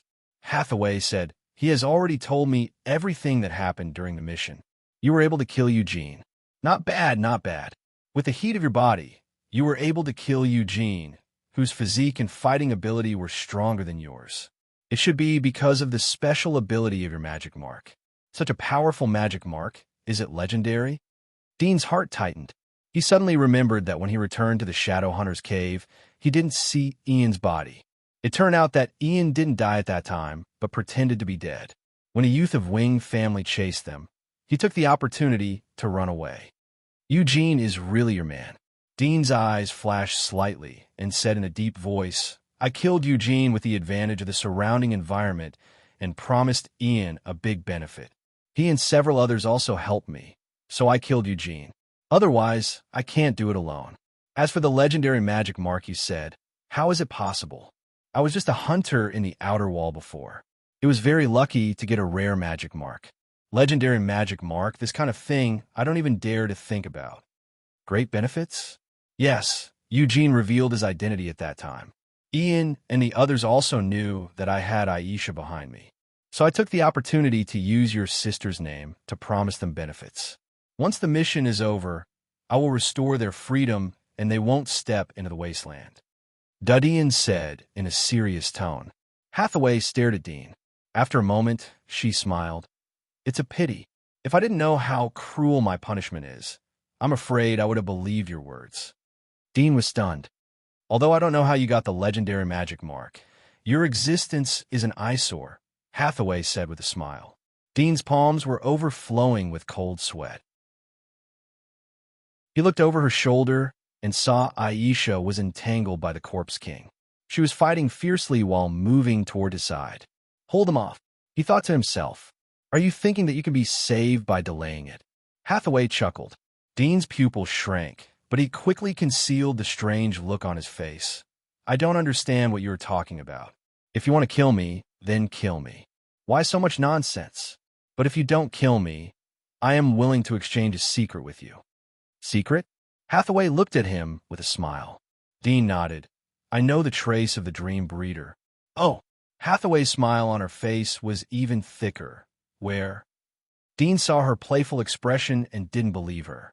His heart sank, but he changed his mind and said, "Your sister also knows about this. When I stayed with her in the Orange Wasteland, we were looking for the Dream Breeder. Unfortunately, we didn't find him. Later, I heard that you came to the fortress, so your sister was ready to return to the fortress." Hathaway was startled. She frowned slightly. There was some surprise in her heart. Was what this kid said true? After she came to the fortress, she knew that Aisha had been missing for a long time. With Aisha's strength, no monster could keep her. Even if they could keep her, it was impossible to keep her for such a long time. Listening to Dean at this moment, there was a 70 to 80% possibility. However, she knew that Dean was cunning and could tell any lie. This matter was likely to be fabricated. However, if it was true, then after he killed this kid, the secret of the Dream Breeder would only be known to his sister. If she obtained the magic mark of the Dream Breeder, which was ranked first among the legendary monsters, then even if his bloodline awakened again in the future, he might not be able to catch up to her. Thinking of this, her heart was in a mess, and she frowned. Dean saw her appearance and knew that his plan worked. Although he was not familiar with Hathaway and naturally didn't know her weaknesses, at least he knew that defeating Aisha was her goal and weakness. Clang! Clang! The sound of metal impact came from a distance and quickly approached. Dean looked at the corner of his eyes and suddenly saw that Aisha was chasing towards this side at a very fast speed. The Corpse King followed, chasing her all the way while constantly attacking, forcing Aisha to turn around to parry. The flying speed of the Corpse King was not inferior to Aisha. Every time the broken black wings trembled, it could control the body to catch up with Aisha flexibly. Hey! Hathaway, who was frowning and contemplating, suddenly sighed. Her wrinkled eyebrows loosened, and her face returned to a smiling appearance. Seeing her like this, Dean's heart suddenly sank. Your overt plot really annoys me. Hathaway shook her head and smiled, saying, Sure enough, I can't let you speak. Otherwise, the situation of certain death may be saved by you. Speaking of this, she looked down at Aisha and the Corpse King who were flying over. The smile on her face slowly disappeared, saying, Do you know why I'm not in a hurry to kill you? Dean was startled. Suddenly, he thought of a possibility in his heart. This possibility made his whole body cold. Looking at Aisha, who was approaching at a very fast speed, there was a sense of panic in his heart. He hurriedly shouted, Don't pass. The word come hadn't come out of his mouth when suddenly his chest was shocked. An unparalleled force hit his chest in an instant. The bones that were healing suddenly broke and collapsed. Dean spurted a mouthful of blood, and his body flew back. He didn't fly for a few meters when he felt his shoulder was caught. It's too late to know now. Hathaway's eyes looked at him without the slightest emotion, indifferently said, Lowly person, pay the price of the weak. I hope this pain can accompany you to hell. After that, another dragon claw suddenly grabbed the wings on Dean's back and pulled hard. Puff sound. The translucent hard wings on Dean's back were suddenly pulled out from the flesh of his back. Blood splashed, and the wings with blood and tendons were thrown to the distance by her. They flew in the air and fell to the ground. Puff! There was another sound of flesh tearing. Dean's other wing was also pulled out and thrown away by her. Dean's eyes were cracked in pain. His body bent like a shrimp, and blue veins bulged on his forehead. He pressed his throat very low, not wanting to let Aisha hear, so as not to fall into Hathaway's trap. But despite this, the spasmodic pain on his back made him feel suffocated. After 2 low roars, he clenched his teeth, letting the roar stay in his chest. He panted, madly breathing and inhaling to relieve the pain on his back. Stop! Aisha roared angrily when she saw this scene. The scales on her body spewed out thick flames like a dragon burning with crimson devil flame. At the same time, the scales on her forehead suddenly ruptured. A sharp black horn slowly grew out from the inside and pierced towards the sky. Dark green meridians protruded from the skin at the end of the horn and spread to her entire forehead. It looked like some kind of ancient race's incantation. Bang! She threw her sword backhand and hit the black spear of the King of Corpses. Suddenly, there was a violent buzzing sound, shaking the spear of the King of Corpses. At the same time, she quickly rushed to Hathaway. Hathaway's pupil shrank when she saw the black horn on her forehead. Third awakening? She quickly recovered, and her face was gloomy. No wonder the Dragon Mother is so biased. It turns out that you have really awakened to this degree. Sure enough, it's either you die or I die, humph. She raised her dragon claw and stabbed at Dean's heart. Whoosh! A gust of wind whistled past. Hathaway's face changed, and she hurriedly dodged. However, although she was prepared in her heart, she still barely dodged. She saw a bloody red light flew past her body. It was the bloody sword in Aisha's hand. At the same time, a strong pain came from behind her. She saw that her dragon tail, which was transformed from a magic weapon, was cut off. Blood gushed from the broken dragon tail, but the blood didn't flow for a long time. The cut surface of the wound quickly gushed out black matter, stopping the bleeding. During this moment of delay, Aisha's figure had approached at a very fast speed. Her wings and dragon tail cooperated with each other, and she rushed to Hathaway like a fish, raising her hand to grab Hathaway. Hathaway saw her rushing over, but she didn't panic. Instead, there was a smile on her face. The next moment, she grabbed Dean in her hand and threw him in another direction. Aisha couldn't help but look, and her face suddenly changed. She saw that the direction where Dean flew was in the direction of the King of Corpses. Damn it! She was angry in her heart, and her eyes were full of anger, but she couldn't attack Hathaway, who was close at hand. She turned and quickly chased Dean. Seeing Aisha turn away, Hathaway was relieved in her heart. Although she saw that in order to save Dean, she didn't hesitate to throw out her weapon. She was still not sure whether she would directly attack herself in anger. Now it seemed that Dean's position in her heart was obviously higher than she expected, which made her more satisfied. Whoosh! Aisha rushed out and chased after Dean. Dean endured the severe pain, looking at the Black-Winged Corpse King rushing in front and Aisha chasing from the side. He clenched his teeth and shouted, "Don't come over! Kill her and avenge me!" Aisha didn't hear it. Her eyes were fixed on his figure. The dragon wings were burning with flames, and she chased like a meteor. Dean saw her determined look, and there was a painful feeling in his heart. When his wings were pulled out, he knew that this was just Hathaway's means. The purpose was to irritate Aisha, and at this moment, he once again became her weapon to hurt Aisha. And he couldn't resist. When the strength is strong, it seems that it is enough to dominate a person's fate. Who can resist fate? Don't come over! Don't! Dean looked at Aisha, who was flying at full speed, and shouted desperately. When he was exhausted, he saw that Aisha's body did not stop at all, still flying straight, and he could not help but have a hot liquid in his eyes. Who? A whistling sound came, and the light suddenly darkened. Dean saw the body of the Black-Winged Corpse King rushing over, and he roared and opened the primary limitless state. White bones emerged all over his body, and he suddenly punched in the cheek and roared, "Go to hell!" The Black-Winged Corpse King was expressionless, and his eyes were as black as ink, without a trace of white eyes, which looked a bit strange and terrible. When Dean punched, it suddenly shot, and the black spear suddenly stabbed out. With a bang, a flame suddenly hit from the side and swung the black spear away. The next moment, Dean saw a hot air wrapped around him, and his body flew back uncontrollably. He turned his head and saw that he was pulled by one of Aisha's hands and clamped under her armpit. At the moment, in her magic weapon state, Dean was like a 7- or 8-year-old child in her hand.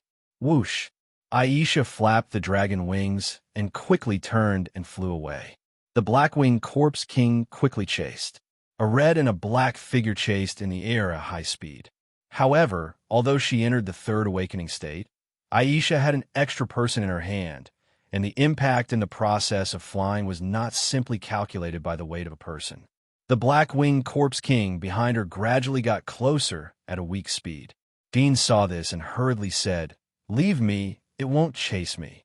Aisha didn't answer. She looked straight ahead, and the dragon wings flapped quickly. Just when she was about to fly out of the corpse tide, suddenly a spear came from the sky. Puff! Aisha couldn't escape, and the dragon wings were pierced by the spear. "My good sister, how can you be so careless?" Hathaway's laughing voice came. After she was hit by a sneak attack, she didn't dare to stay and quickly turned and flew away. Dean was so angry that his body trembled.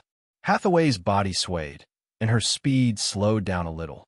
When she continued to fly after adjusting, a roar came from behind, and she saw that the Black-Winged Corpse King had caught up. Aisha suddenly turned around and dodged a black spear. When the spear retracted, she suddenly shot like lightning and grabbed the black spear. With a bang, her dragon claw palm grabbed the spear, and her tail curled and whipped toward the chest of the black-winged corpse king. With a bang, she hit the chest of the black-winged corpse king, and suddenly the broken armor on his chest was dented. The black-winged corpse king roared angrily, and his arms exerted strength, struggling to pull. Aisha's face changed, and a flame suddenly burned on her arm. She took a deep breath, and her cheeks bulged slightly. She spat out a flame. The flame hit the face of the black-winged corpse king, and it immediately raised a hand to resist. Aisha took the opportunity to shake her palm, and the black spear trembled slightly, making people unable to hold it. However, when the palm of the black-winged corpse king was almost loosened, the tremor weakened, and it clasped the spear again. At the same time, the palm that resisted the flame was also grasped, and both hands worked together to pull the spear back. Aisha flew back for dozens of meters, and her face was ugly. She had just recovered from a serious injury, and she had not fully recovered to her peak state. She had used the body flame attack twice in this battle, which consumed a lot of physical strength. She had already felt exhausted. Chapter 592. Seeing that Hathaway had left, Aisha was relieved and decisively said, "I'll lead it away. You go first. Don't go back to the fortress. Keep going north. That's the direction of the giant wall." At the same time, she turned and swooped down like a meteorite. When she was close to the ground, she pushed with her palm. A soft force pushed Dean forward. He fell to the ground and rolled a few times before stopping. Dean was on the ground, looking up at Aisha's figure flying over his head. His heart was full of pain and embarrassment. He knew how dangerous it was for Aisha to lead the corpse king away alone. As a man, he didn't want to escape at this moment, but he had to hide here. He wanted to face life and death with her, but his reason told him that doing so would only drag her down and wipe out her only glimmer of hope. If he didn't have this damn reason, he would just desperately chase like a reckless man. Perhaps it would be more manly? His heart was full of pain and self-blame. He even had a feeling of hating himself. I can't do anything. I can't do anything. I'm just a burden, hiding here to live. How could I become such a person? How could I become such a waste? Dean clenched his palms tightly into the soil. He couldn't wait to climb up and fight with the corpse king, but his reason made his body lurk on the ground. His chest was close to the soil, and his hand were lying on the ground like a lizard. This posture could avoid attracting the attention of the corpse king as much as possible, and at the same time, he could move flexibly. Although he was angry to the extreme, had to desperately endure under his reason. He clenched his teeth. His clear reason told him that rushing out would definitely kill him, and it would also implicate Aisha. However, there was another kind of thought in his heart, which made him feel extremely embarrassed. What reason? He was clearly cowardly. A cowardly person uses reason as an excuse. Dean roared hysterically and climbed up from the ground. His self-esteem could no longer bear such humiliation. Looking at the corpse king flying over his head and chasing Aisha, he picked up a stone from the ground and issued a tiger-like roar in its direction. The sound was deafening. There was only one thought in his mind. Since she could take the risk and even sacrifice herself for me, why couldn't I sacrifice myself and lure the undead king away for her? Compromising was for the sake of survival. But I want to live. Come here, you beast! Dean roared at the sky, his eyes red, holding the stone, opened his arms like a madman, roared at the back of the corpse king. Come on! The fiery roar was filled with shocking penetrative power and traveled thousands of meters away. Aisha, who was flying forward at a very fast speed, suddenly heard Dean's roar. She couldn't help but look stunned. She turned around and saw Dean climbing up from the ground and roaring at the corpse king behind him. She was startled, and suddenly there was a trace of warm liquid flowing in her eyes. Her teeth bit her lips, and her face slowly bloomed with a smile. The Corpse King chasing behind Aisha didn't hear it. It didn't care about Dean's roar and went straight to the back of Aisha. When Dean saw this, he was so angry that his eyes were about to crack. His whole body's flesh and blood surface bulged with white bones. He clenched his fist and threw it toward its back. Whoosh! The stone crossed the air behind the Corpse King and didn't hit it. Although the flying speed of the thrown stone could barely keep up with the speed of the Corpse King, it was just like the speed of a person running. It was absolutely impossible to keep up with the speed of throwing an object. But the power carried by the throwing speed was reduced very quickly. It fell down before it could catch up with the Corpse King. Dean bit his teeth and bent down to pick up another stone from the ground, ready to catch up. At this moment, the Corpse King, who was chasing Aisha, suddenly turned around. Dean was startled, and then his heart was happy. He shouted, "Come here, beast! Don't you want to eat people? Come and eat me!" He threw the stone in his hand at it again. Whoosh! The stone flew to the Corpse King's feet and fell down. Corpse King's expressionless black eyes seemed to suddenly flash a cold light. Its body suddenly swooped down, flying toward Dean at an extremely fast speed. Not good. Seeing that the Corpse King was attracted by Dean, Aisha was a little shocked. Her face suddenly changed. She hurriedly stopped the momentum and turned to chase at full speed. Dean's face changed slightly when he saw it chasing. There was a trembling feeling in his heart. It was false to say that he was not afraid of death, but now he was powerless to change it. Suddenly, he felt that his heart was full of regret. There were too many things he hadn't done yet. Too many wishes hadn't been fulfilled. Too many enemies hadn't paid the price. Too many. Too many. When he stood in the same place with regret in his heart, he suddenly saw Aisha behind the Corpse King flying back at full speed. He was startled, and his face changed immediately. He hurriedly shouted, "Don't come over! You run away!" Aisha's eyes were determined. She flapped her dragon wings at full speed, and her body gradually got closer to the Corpse King. Whoosh! Suddenly, there was a sound of wind, and the black-winged Corpse King, who was flying back to Dean, suddenly stopped, and in a flash, he suddenly turned around, and the black spear in his hand buzzed, like a black lightning rushing out. Puff! Blood sputtered in the air.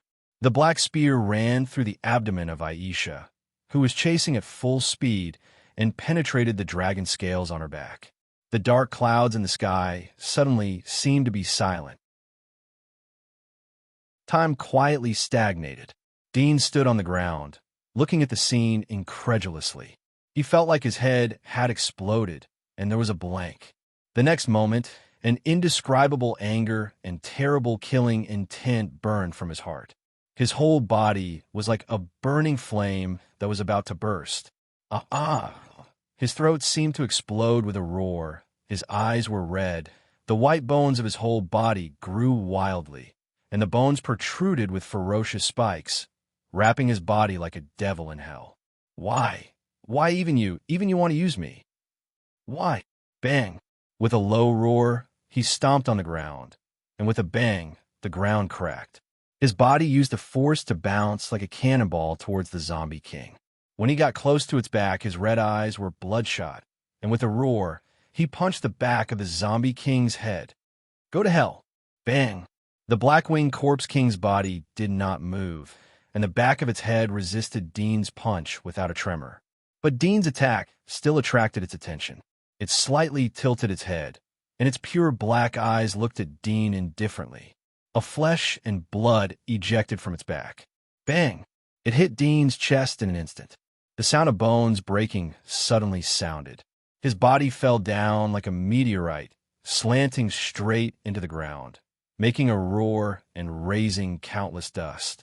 The severe pain of the broken chest bones made Dean's anger to the extreme, and he was a little sober. He couldn't help but cough and spit out a mouthful of blood, which seemed to be mixed with some pieces of internal organs. He gritted his teeth, climbed up from the ground, looked up at the black-winged Corpse King in midair, bent his knees slightly, and was about to bounce again. Suddenly, there was a whistling sound, and a red shadow flashed past. He saw Aisha's demonized dragon tail suddenly raised, whipping on the black-winged Corpse King's chest, and the heavy force instantly knocked its body away. While the black-winged corpse king flew upside down, the black spear held tightly was pulled out from Aisha's abdomen again, bringing a sprinkling of blood.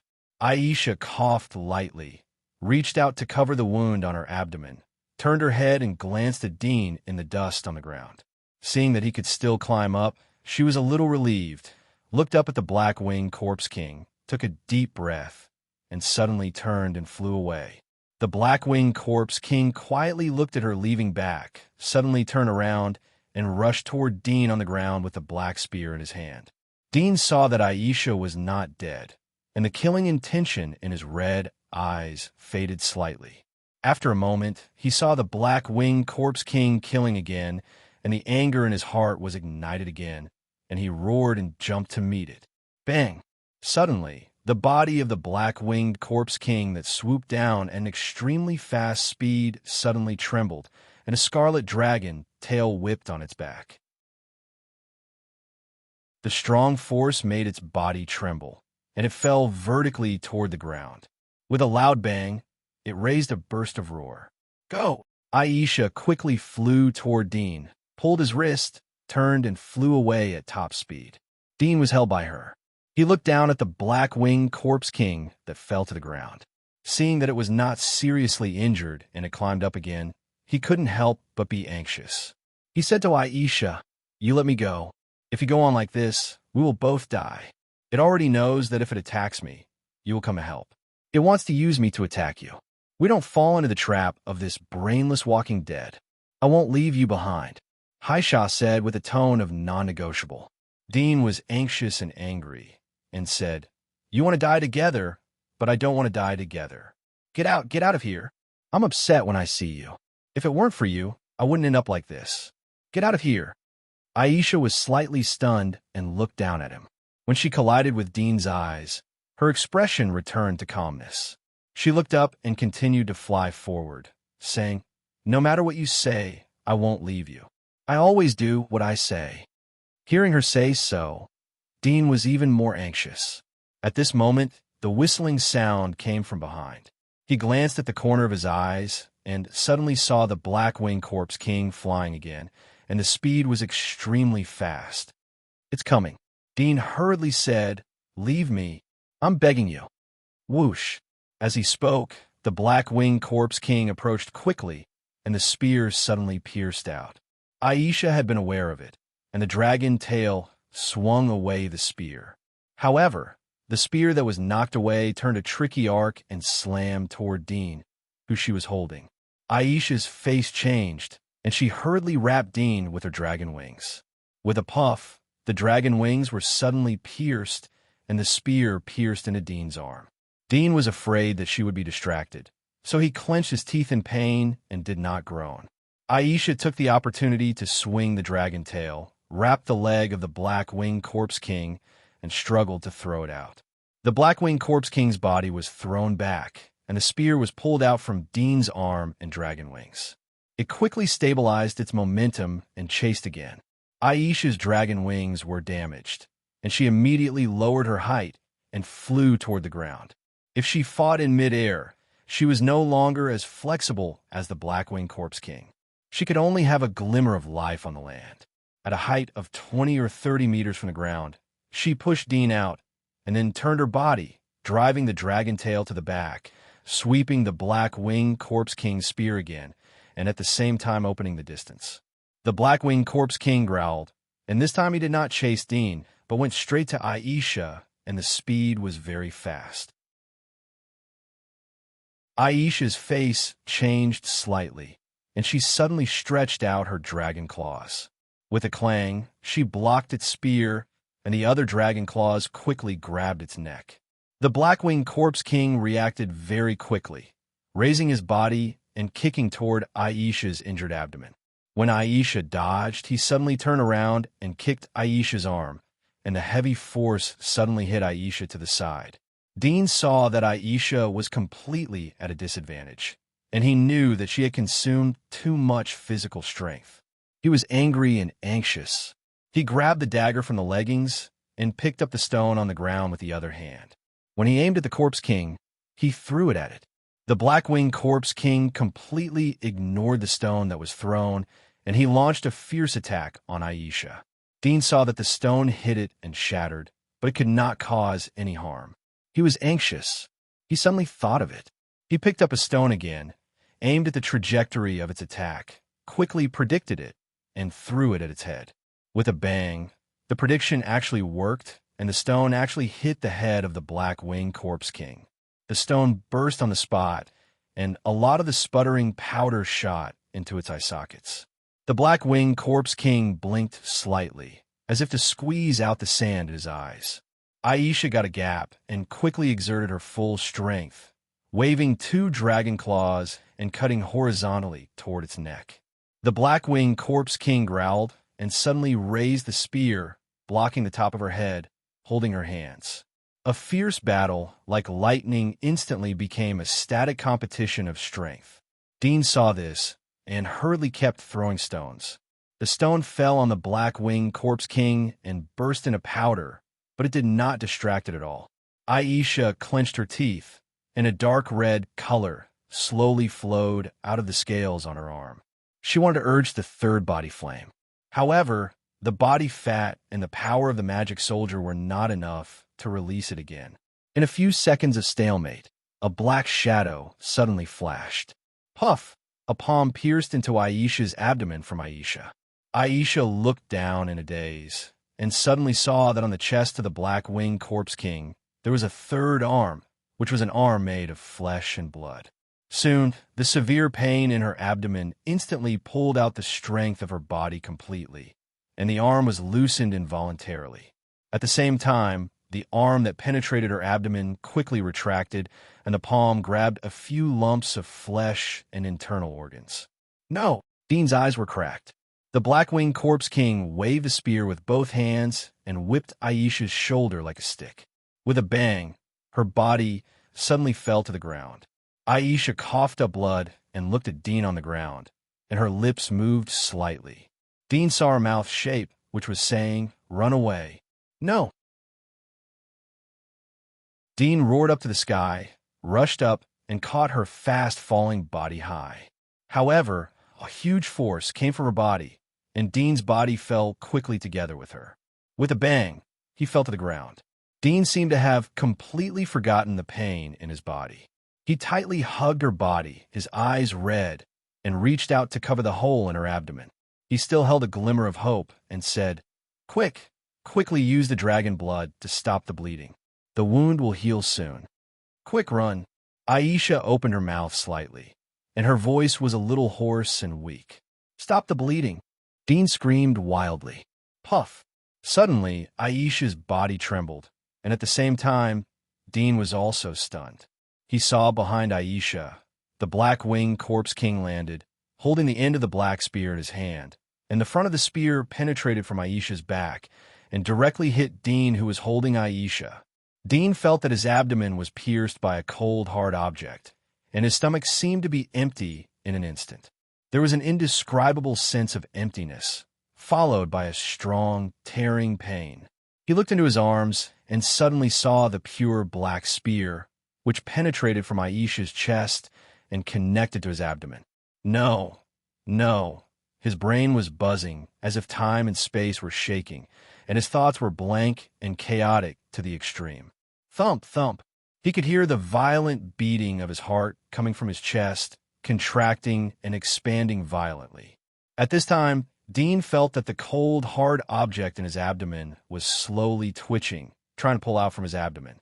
He slowly raised his head and looked at the Black-Winged Corpse King behind Aisha. What greeted him was a pair of pure black, cold, and emotionless eyes. Whoosh! Suddenly, a bloody shadow flashed past. The next moment, on the neck of the Black-Winged Corpse King, a blood-colored thin line suddenly appeared. Then, this blood-colored thin line became thicker and thicker. At the same time, the Black-Winged Corpse King's head slid slightly and slowly fell from the neck. The cut surface was neat, and there was no blood flowing out. Dean was stunned. This scene came too suddenly, without warning, and he didn't react at all. At this time, a violent cough sounded, and Dean couldn't help but look down. He saw that Aisha coughed with blood on her face, and many pieces of internal organs fell on her neck when she coughed, warm and slippery. Fourth awakening. Unfortunately, the awakening is too late. Aisha's mouth twitched slightly, revealing a bitter smile. Dean was slightly stunned and suddenly noticed that on her tail that fell to the side, a bloody blade protruded, like the barb on the tail of a scorpion. Is this the one that just cut off the head of the Blackwing Corpse King? At this time, Dean felt that the body of Aisha in his arms flowed slightly and slowly became light. He saw that the demonic dragon armor on her body quickly faded, shrinking like a tide, and the dragon scales, dragon tail, and dragon horns on her body, which were composed of bloody mucus, gradually disappeared in the fading of bloody mucus, revealing her original beautiful cheeks and slender body. However, without the cover of the scales, her face was a little pale and bloodless. Dean's heart was extremely painful. I hurt you again. I'm sorry. I'm really sorry. You hold on a little longer, and I'll find a way to treat you right away. Aisha's lips moved slightly. Her voice was very light, and it seemed extremely weak, but her tone was very soft. She said, "It doesn't matter. You talk with me first." Dean's heart was sour, and there was a warm flow in his eyes. He held back his tears and said, "I will talk with you. You immediately used the dragon blood to treat the wound. This is just a small injury. It will be fine." Speaking of this, the tears couldn't help but flow out. The heart was pierced. Such a serious injury, even a pioneer would die. It was very beyond common sense that she could persist until now and still talk. Hearing Dean's words, Aisha's pale cheeks showed a faint smile, and there was a trace of reminiscence in her eyes. She said, "If this is my end, I don't regret it." Dean's heart was shocked, and his voice seemed to be drowned in tears. He asked hoarsely why. Aisha gazed at him with a smile and said, "Because the days with you were the happiest days of my life. I really want to go back to that small ice cave. Just the two of us, living there every day. Even if it's a lifetime." I cough. "I won't get tired of it." Dean's eyes were moist, and his vision was blurred by the tears. He raised his hand and wiped the blood that was coughing out of Aisha's mouth at the same time. He said, "Don't talk anymore. When your injury is healed, I'll take you back to that place. We won't do anything. We'll live there together. Just the two of us. Stop the bleeding immediately. When your injury is healed, we'll go." Aisha's mouth showed a trace of a smile. A man's words should be kept. Of course. Dean nodded hard, but the tears couldn't stop flowing out. Aisha smiled, and suddenly her brows twisted. She seemed to be in a bit of pain, but soon her brows relaxed again. Just as she was about to speak, her throat suddenly swelled, and she suddenly coughed out a few finger-sized lumps of flesh and blood. "No, don't talk anymore." Dean's eyes were red. Aisha gently took a breath and seemed to recover a little strength. She said weakly, "Don't hate Hathaway. Don't avenge me. You can't fight them. I hope you can live well, okay?" Dean heard her mention Hathaway, and the killing intent in his heart instantly gushed out, making him crazy. He gritted his teeth and said, "I'll live well. I'll live well. I must live well. No, promise me, don't avenge me." Aisha saw his face full of killing intent and couldn't help but be anxious. She spoke too fast and suddenly pulled her injury, causing her to cough violently. Dean suddenly sobered up and said in a panic, "Don't worry, I promise you. I promise you anything. Don't worry, I promise you everything. Don't worry, speak slowly."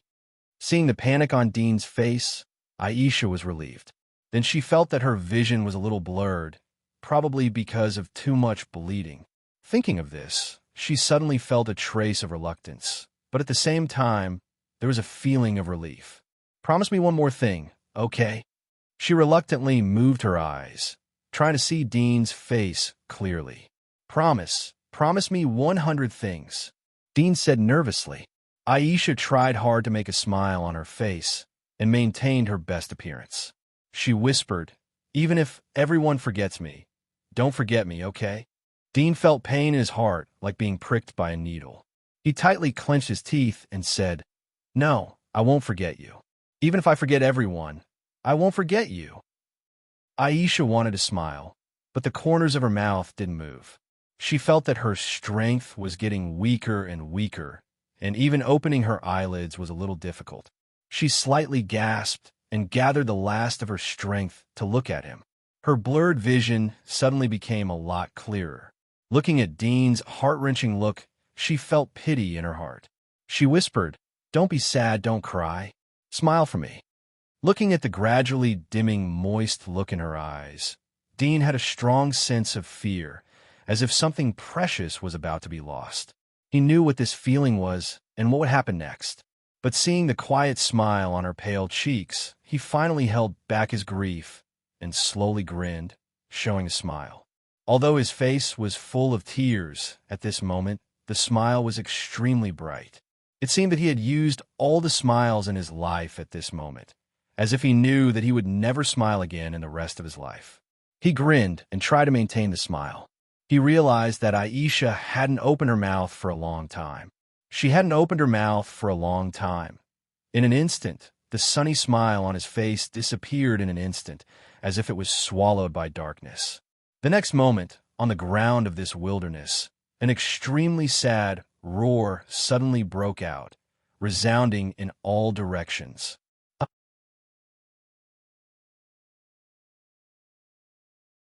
Chapter 593. The lead gray clouds that were full of nuclear dust hovered in the sky, quietly like a cluster of thick ink that could not be melted. They filtered the sunlight outside the atmosphere and sprinkled the dirty and desolate shimmer on the wilderness. The breeze hovered silently, no longer with the previous sharp, whistling momentum. The wind blew away the bloody smell in the air, as if nothing had happened, and the world was quiet. The never-ending howls of grief and anger in the wilderness gradually grew hoarse and stopped.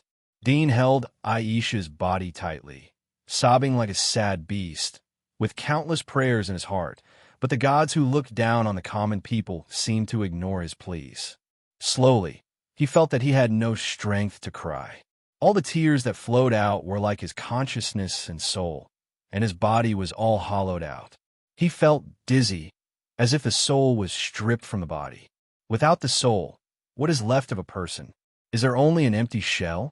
Or was there a new substance replacing the soul, occupying this body? Tears dried on Dean's face. He silently hugged her, staring at her gentle and quiet face as if she was sleeping. "Katja! Katja!" Suddenly, a burst of subtle gnawing sound slowly pulled Dean's sight. His dull eyes recovered a trace of vitality. He raised his head and looked along the source of the sound. In the next moment, his face, which was already numb, suddenly revealed an intense change. Extreme hatred and rage caused his face to become completely distorted. He saw that the place where the movement came from was from one of Aisha's feet. At her calf, there was a head biting on it, and it was constantly gnawing. It was the head of the Black-Winged Corpse King who had been beheaded before. Go to hell. Dean rushed over like crazy in an instant. He clamped the head of the Black-Winged Dead King with both hands, pulled it from Aisha's calf, pressed it on the ground next to him, raised his fist, and smashed it wildly, and shouted wildly in his mouth. Every punch was full of strength, so that the fingers on the fist were broken, and he didn't feel it. After hundreds of continuous hammering, the bones of his hands had been broken in large areas, and the strong pain stimulated his consciousness to gradually recover a little. He stopped, and his chest was violently undulating. While gasping, he looked at the head of the Black-Winged Dead King. He was angry to find that its skull was not dented at all, but his fist was seriously damaged, and he paid a heavy price. "Go to hell!" He roared, grabbed its hair, and smashed it to the ground. After hammering dozens of times in a row, he was so tired that he stopped.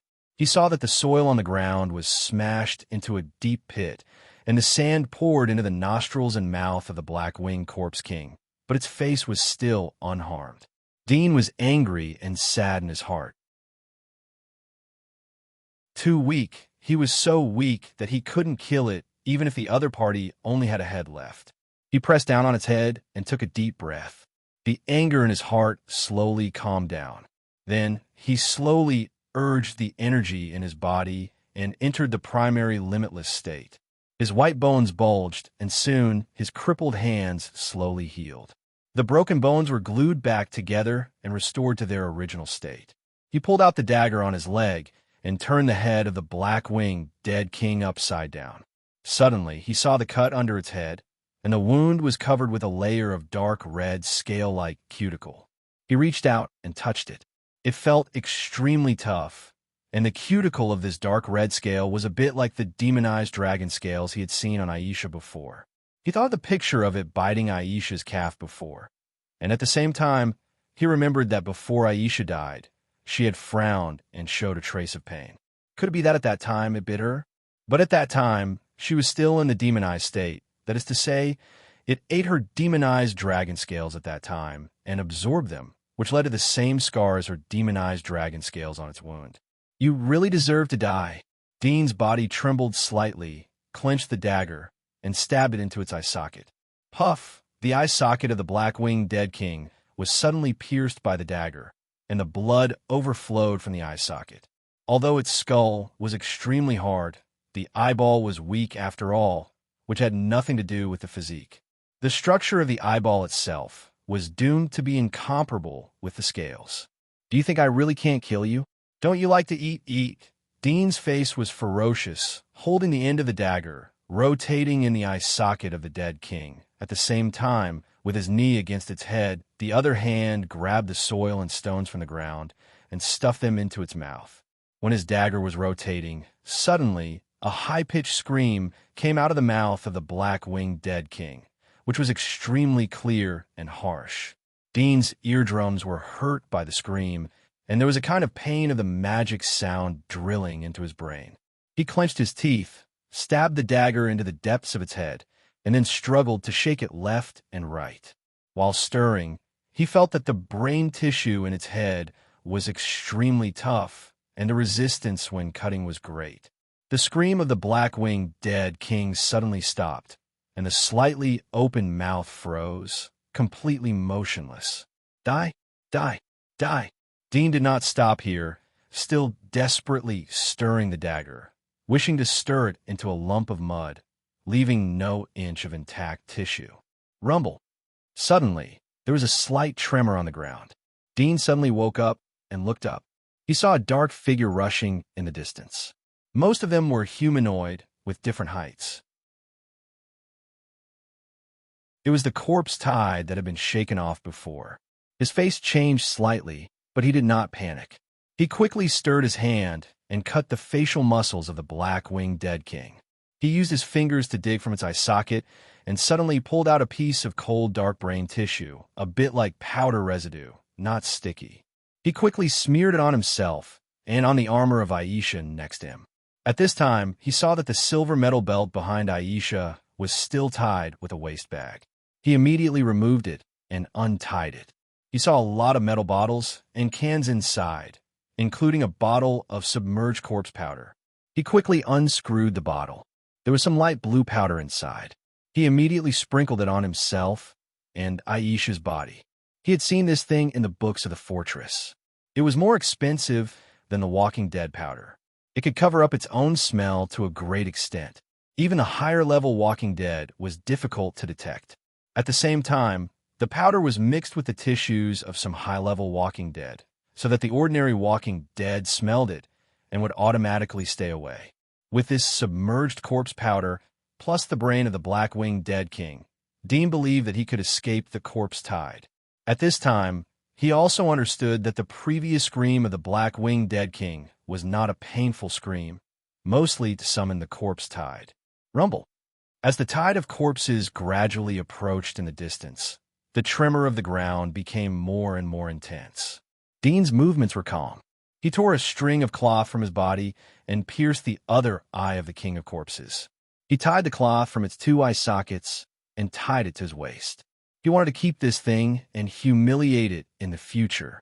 Even though the corpse king had no consciousness, was already dead, and didn't know pain or humiliation, the hatred and anger in his heart wouldn't stop here.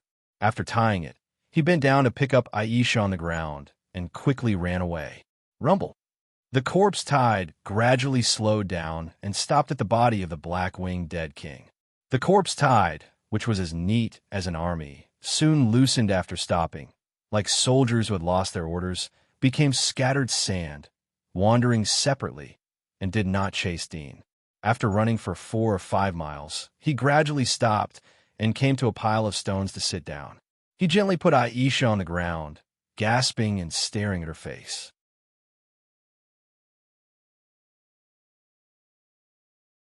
Chapter 594. Is it my illusion? Dean was stunned, and then reacted. His heart suddenly pounded wildly. He slightly held his breath, opened his eyes wide, and stared at her sleeping face. There was an unprecedented sense of tension. Time stood still at this moment, until Dean saw her eyelashes tremble slightly, as if she was about to wake up. Dean only felt a slight tremor in his mind, and the blood in his whole body seemed to boil in an instant. He was so excited that his pores opened, and his fingers involuntarily clenched. It's not an illusion, it's real. She really moved. Dean was so excited that he wanted to jump and shout, but he held back.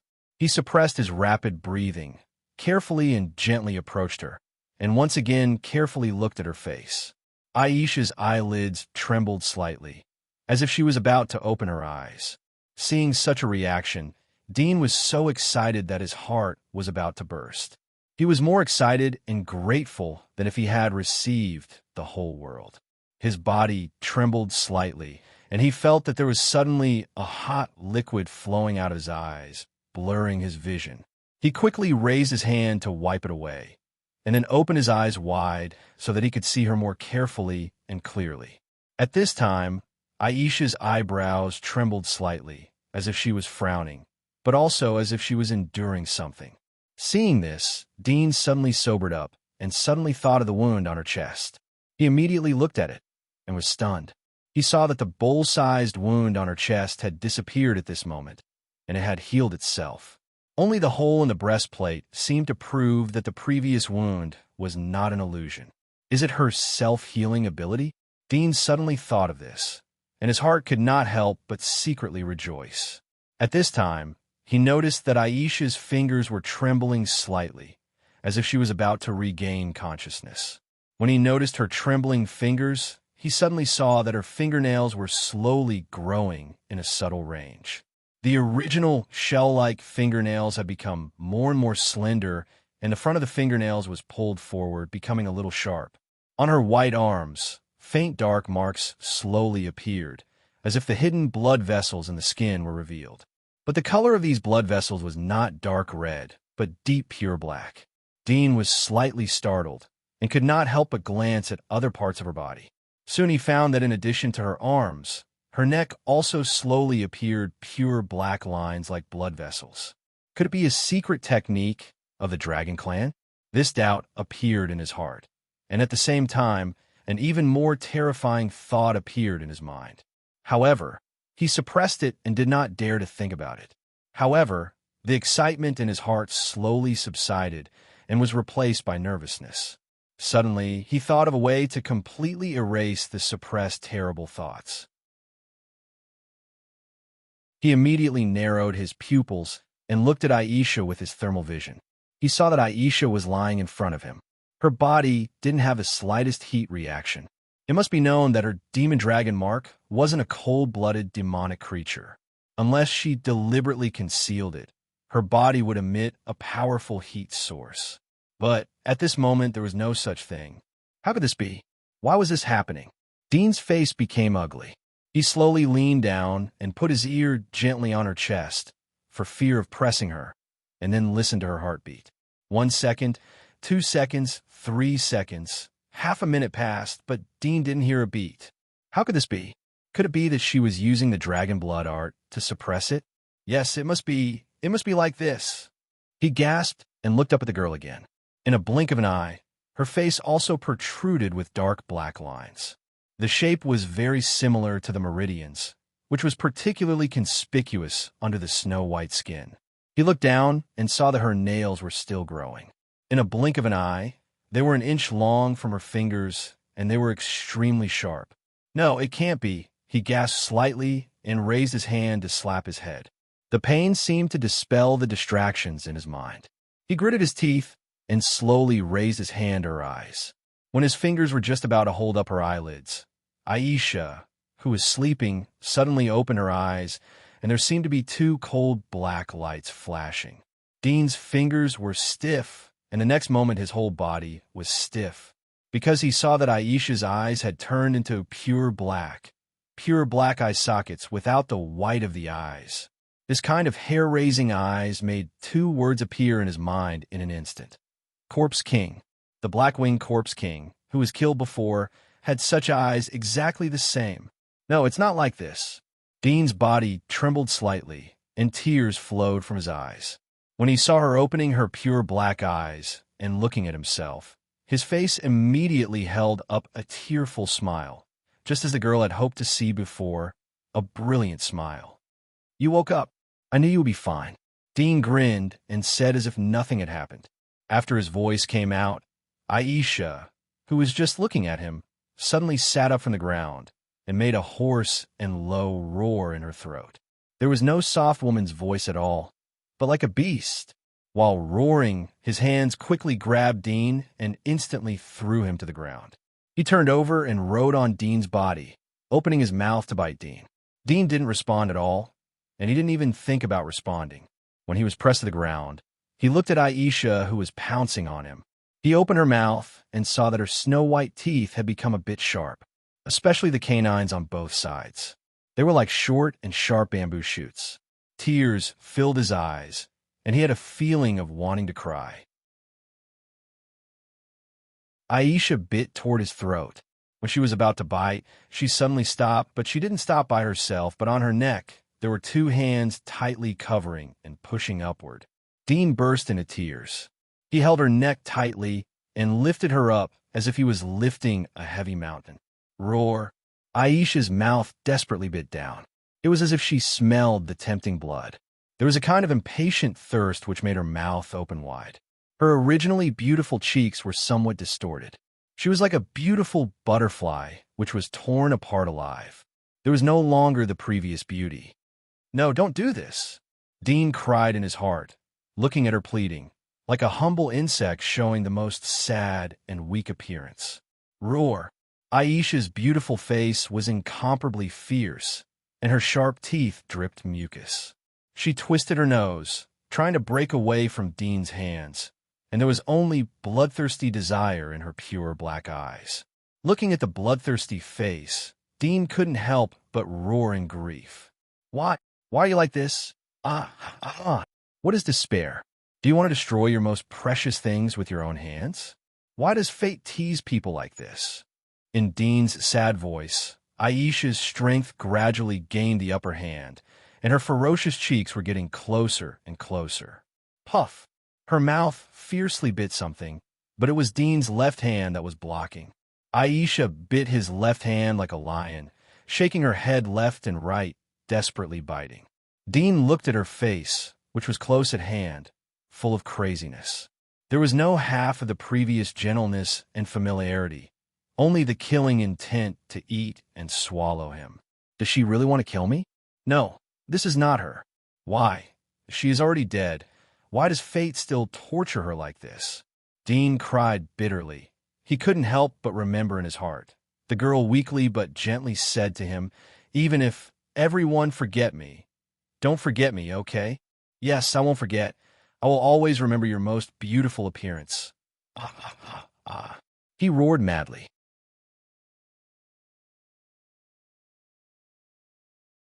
Chapter 595. The roar was soon exhausted.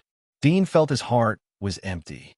He lay quietly on the ground, looking up at the slowly moving dark clouds in the sky, listening to the fierce biting and gnawing sounds coming from his left arm. The corner of his mouth twitched slightly. He slowly raised his right hand and gently hugged her back. "If I can hug you like this all the time, how good would that be?" Gulp. Aisha's throat issued a series of low, beastly roars, like a ferocious beast.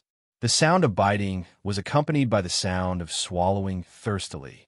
Dean's eyes slowly moved down to her body. There was a trace of tenderness in his empty and numb eyes. His palm gently stroked the silky hair on her head, like stroking a kitten curled up in his arms. Aisha was startled when he touched her head. She suddenly raised her head. Her beautiful face was full of fierceness. She glared at him ferociously with half a piece of crystallized flesh in her mouth. Dean just looked at her gently. His eyes were extremely gentle, as if saying, "Don't be afraid. I will always be here." Aisha suddenly opened her mouth and rushed to bite his neck with her sharp teeth. Whoosh! Dean's right hand that was stroking her hair suddenly turned and pressed against her neck. There was a bit of pain and sadness in his eyes. He said in a low voice, "I'm sorry, roar." Aisha ignored him and rushed over with a fierce roar. Dean's arm tightly pressed against her neck. He felt that although his strength was inferior to hers, he seemed to be able to suppress her. It was reasonable to say that with her physique, it would be easy for her to kill him.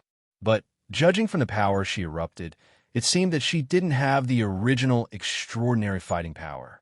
The two people were in a stalemate for a few minutes. Suddenly, the pure, black pupils of Aisha, who had been desperately biting, suddenly contracted deeply. It was as if the middle of the pupil was sucked into a black hole. The black curtain on the eyeball was pulled in, so that the edge of the eye revealed a trace of snow-white color. Dean was startled for a moment. Roar! Aisha suddenly raised her head and roared towards the sky. Her fingernails grew again and became sharper. At the same time, a sharp horn slowly protruded from her forehead. It was the posture of Aisha's fourth awakening. As the roar faded, her body suddenly tilted to the side, twitching as if she was having a spasm. Her arms, chest, and other parts of her body emitted the sound of bones rubbing against each other. Dean sat up from the ground. Seeing this strange scene, he was a little stunned. At the same time, a glimmer of hope suddenly welled up in his heart. Could it be that her consciousness had not completely disappeared, and she was fighting with the Zombie King virus in her body? Although he knew that the possibility was very small, he couldn't help but feel nervous. At the same time, he was afraid that his hope would be dashed again. Caca. At this time, Aisha's back suddenly issued a fierce sound of bones crashing. The protruding horns on her forehead extended outwards as if they wanted to completely pull out from her body. Ah! Aisha roared towards the sky. Her beautiful and ferocious face was full of pain, and her hands were tightly holding her head. Seeing this scene, Dean couldn't help but clench his fists, as if the pain she was suffering was happening to him. In the high-pitched, painful roar, Aisha held her head and desperately smashed the ground. The horns pierced the ground and pierced a hole. Suddenly, she roared and opened her mouth to bite Dean in front of her. Dean's face changed slightly. He was about to retreat, but soon he stopped. He saw that halfway, her roar stopped abruptly. Her arms softened, and her body softly fell down. Dean was startled. He immediately stepped forward and turned her over, but he saw that she had fainted. What's going on? Dean was at a loss, but soon he thought that no matter what, while she was unconscious, he should first find a safe place. If she woke up and her consciousness recovered, it would be the best thing, but if she still looked like this after waking up, then he must find a way to subdue her. As long as there is a glimmer of hope, I won't give up on you. Dean picked her up and firmly said, "If you can hear me, you must hold on. You won't lose to the corpse poison." Speaking of this, he took a deep breath and looked up at the surroundings. Everywhere he looked, there was a barren land of rocks. Suddenly, the ruins that he had explored before flashed in his mind. His eyes suddenly lit up. It was an excellent safe place in the ruins. However, he had worked hard to rush out of the ruins. If he wanted to return to the ruins, there would be countless wandering corpses in the middle, which was extremely dangerous. Soon, he threw the idea of danger out of his mind and quickly turned around with Aisha in his arms. It didn't take long for Dean to see a group of wandering corpses in the distance. He glanced at them and quickly pulled out the corpse powder from Aisha's backpack. He poured out half a bottle and applied it to his body. Then he picked up a stone from the ground and threw it in another direction. The stone fell to the ground. Hearing the sound, the group of corpses immediately wandered away. Dean immediately picked up Aisha and ran quickly. The only thing that could be used at the moment seemed to be the weakness of the corpses, that they had no IQ.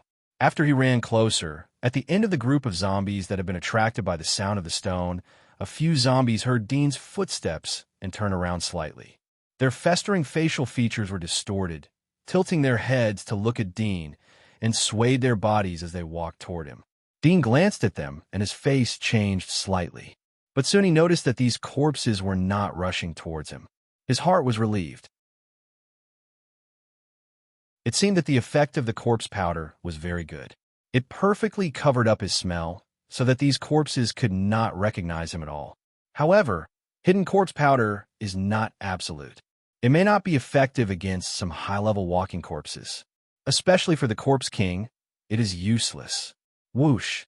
Dean ran at full speed in the wilderness. Although for the sake of safety, he should take a detour. But compared to these loose corpses, he was more worried about the awakened Aisha. If she was still in the previous state, he may not be able to break free from her hands. However, Dean had some doubts in his heart that he could resist her bite before. But he didn't know much about the structure of the corpses and the process of corpse transformation. He couldn't think of any reason, so he could only leave it for later. In a blink of an eye, more than half an hour passed. Dean encountered hundreds of corpses on the way back, but they were all small in number. The previous corpse tide was completely loose after losing the rule of the Corpse King. Among these hundreds of corpses, there were some relatively high-level corpses, but fortunately, there were no giant corpses like the previous encounter. Judging from the previous battle, there seemed to be only 2 giant corpses in this corpse group. And judging from a reaction of the dead Reynolds, a Corpse King could get the protection of 2 giant corpses. It seemed that it was already a very great existence. Damn it! Dean looked at a giant shadow wandering out from behind a gravel in front of him, and his face suddenly became ugly. This was a giant walking dead. Its physique was similar to that of a high-level, limitless person, but its fierce fighting style would be difficult for the pioneers to deal with. The distance was too close, and it was too late to detour now. Dean clenched his fists, and his eyes showed madness, ready to fight to the death. As the distance approached, just when Dean was ready to accelerate and rush over to take the lead, suddenly his footsteps slowed down and the speed slowed down.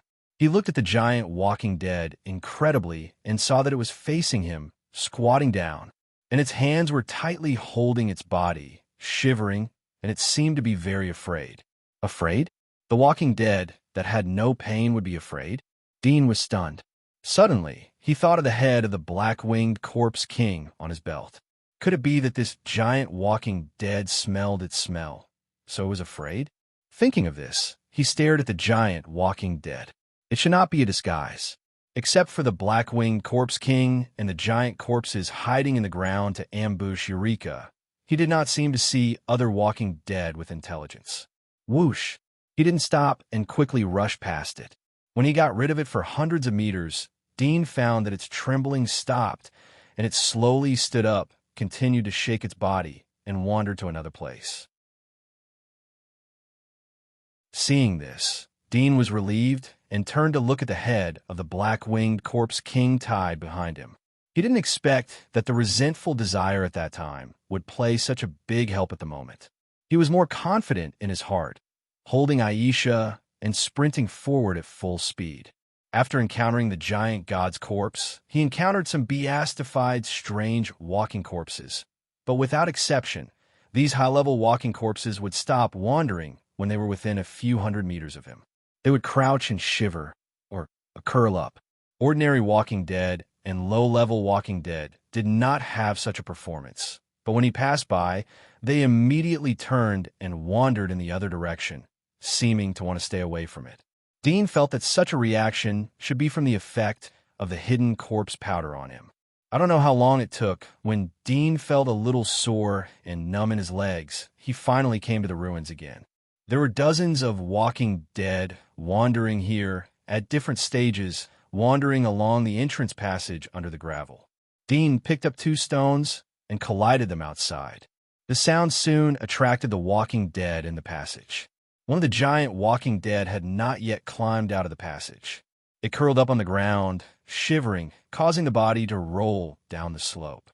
Dean waited for some undead to be drawn out. Then he picked up Aisha's body again and quickly went down the ramp. Soon, he came to the passage where he had fought with Eureka and others. There were still fragmented corpses of undead on the ground. Dean soon came to the door of the ruins and saw that the huge door of the ruins was still open. There were dozens of walking dead wandering in the dark ruins. He frowned slightly, picked up a stone from the ground, and threw it outside. Soon, the walking dead in the ruins heard the movement, immediately shook their bodies, and slowly walked towards the stone, but stopped halfway. Dean had to throw the stone again. He found that the auditory system memory of these undeads was very short, and the amazing thing was that they obviously had no wisdom and would be attracted by the sound source, but they would not be attracted by the footsteps of each other. This made Dean have some ideas to study them, but not now. After attracting these walking dead, he quickly came to the ruins with Aisha in his arms. He turned and glanced at the door of the ruins, but he did not see the valve to close the ruins. Could it be that the ruins were closed from the outside? This idea was rejected by him as soon as it emerged. There was no valve or hidden valve to close from the outside. Even if there was a hidden valve, it was unlikely to be closed from the outside. He came to the circular hall in the ruins and gently put Aisha on the ground. He stared at her sleeping face and turned his head to look around. He quickly went to the surrounding wall and reached out to gently knock on it, looking for a hidden valve. In the middle of the search, Dean suddenly thought of the small door in the pile of bones. He could not help but move his heart. He quickly came to the pile of bones and pushed the high pile of bones away. Suddenly, there was a collapse sound. The bones that had long been rotten fell instantly, raising countless dust and broken bone powder. Dean covered his nose and walked to the small door in the dust. He saw that it was a pure metal door, 2 meters high, which was the standard height of most doors in the old era. At the height of the door, there was a horizontal window similar to tempered glass, which was now covered with dust. Dean wiped the dust and saw the scene inside through the transparent glass. It was not a place where treasures were stored as he thought, but a small room similar to the console of an airplane. There were many instruments, several corpses on the ground, and some scattered papers and books. Dean was a little disappointed, but it was also within his expectation. Presumably, this was the main console of the shelter. He looked around and found that the door had no handle. There was a device similar to a doorbell on the metal wall next to it. He looked at it and gently pressed it. There was no response. He tried to press it a few more times, but there was still no response. He cursed in his heart and punched the door. Bang! The door was suddenly hammered open. Dean was stunned. The next moment, he found that the door was not closed at all. In a gap of the door, there was a palm of bones. He immediately pushed the door and saw that the console was very messy. There were 4 corpses on the ground. Oh no, it should be 5. He also saw some scattered bones, arm bones and human hip bones. In addition to the scattered bones, the other 4 corpses were hugging each other, a man and a woman. The woman's hair was white, and there was a ruby necklace on her neck. It was very delicate, but it was covered with dust. The other 2 corpses, one on the console, and the other fell by the door. Dean glanced coldly and saw a group of crumpled papyrus in the abdomen of the corpses. He frowned slightly and faintly guessed what had happened here. If the survivors outside starved to death, the people inside should be the same. The only bookshelf in this room was pushed to the ground. The books were torn and scattered everywhere. They became the food for these people before they died. Even if they lived on papyrus, they still couldn't wait for rescue and starve to death. No wonder there were so many bones outside the door.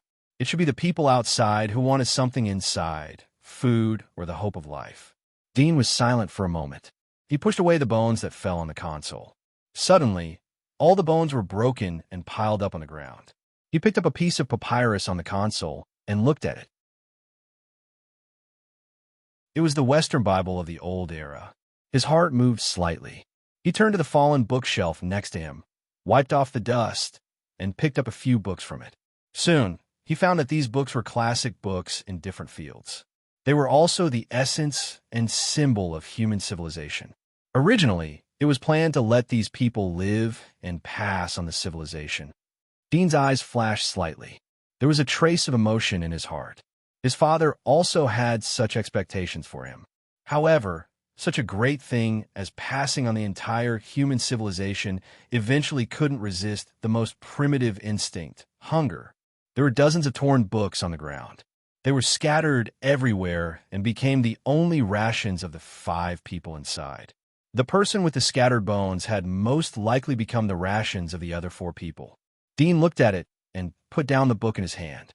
He turned to the console and looked at the many mechanisms. His brows slightly wrinkled. At this moment, a slight sound rang behind him. Dean suddenly looked back, and the cold vigilance in his eyes suddenly melted. He didn't know when Aisha quietly stood up and walked toward him step by step.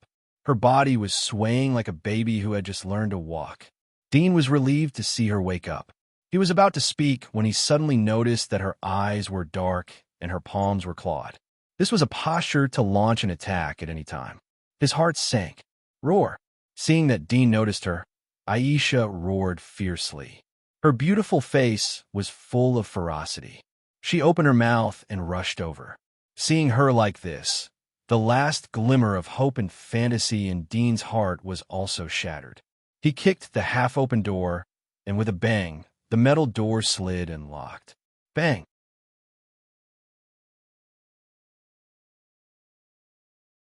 Chapter 596. Dean's heart sank. He quickly leaned sideways against the door, using his body to block it. At the same time, his peripheral vision quickly swept around the room, looking for an escape route.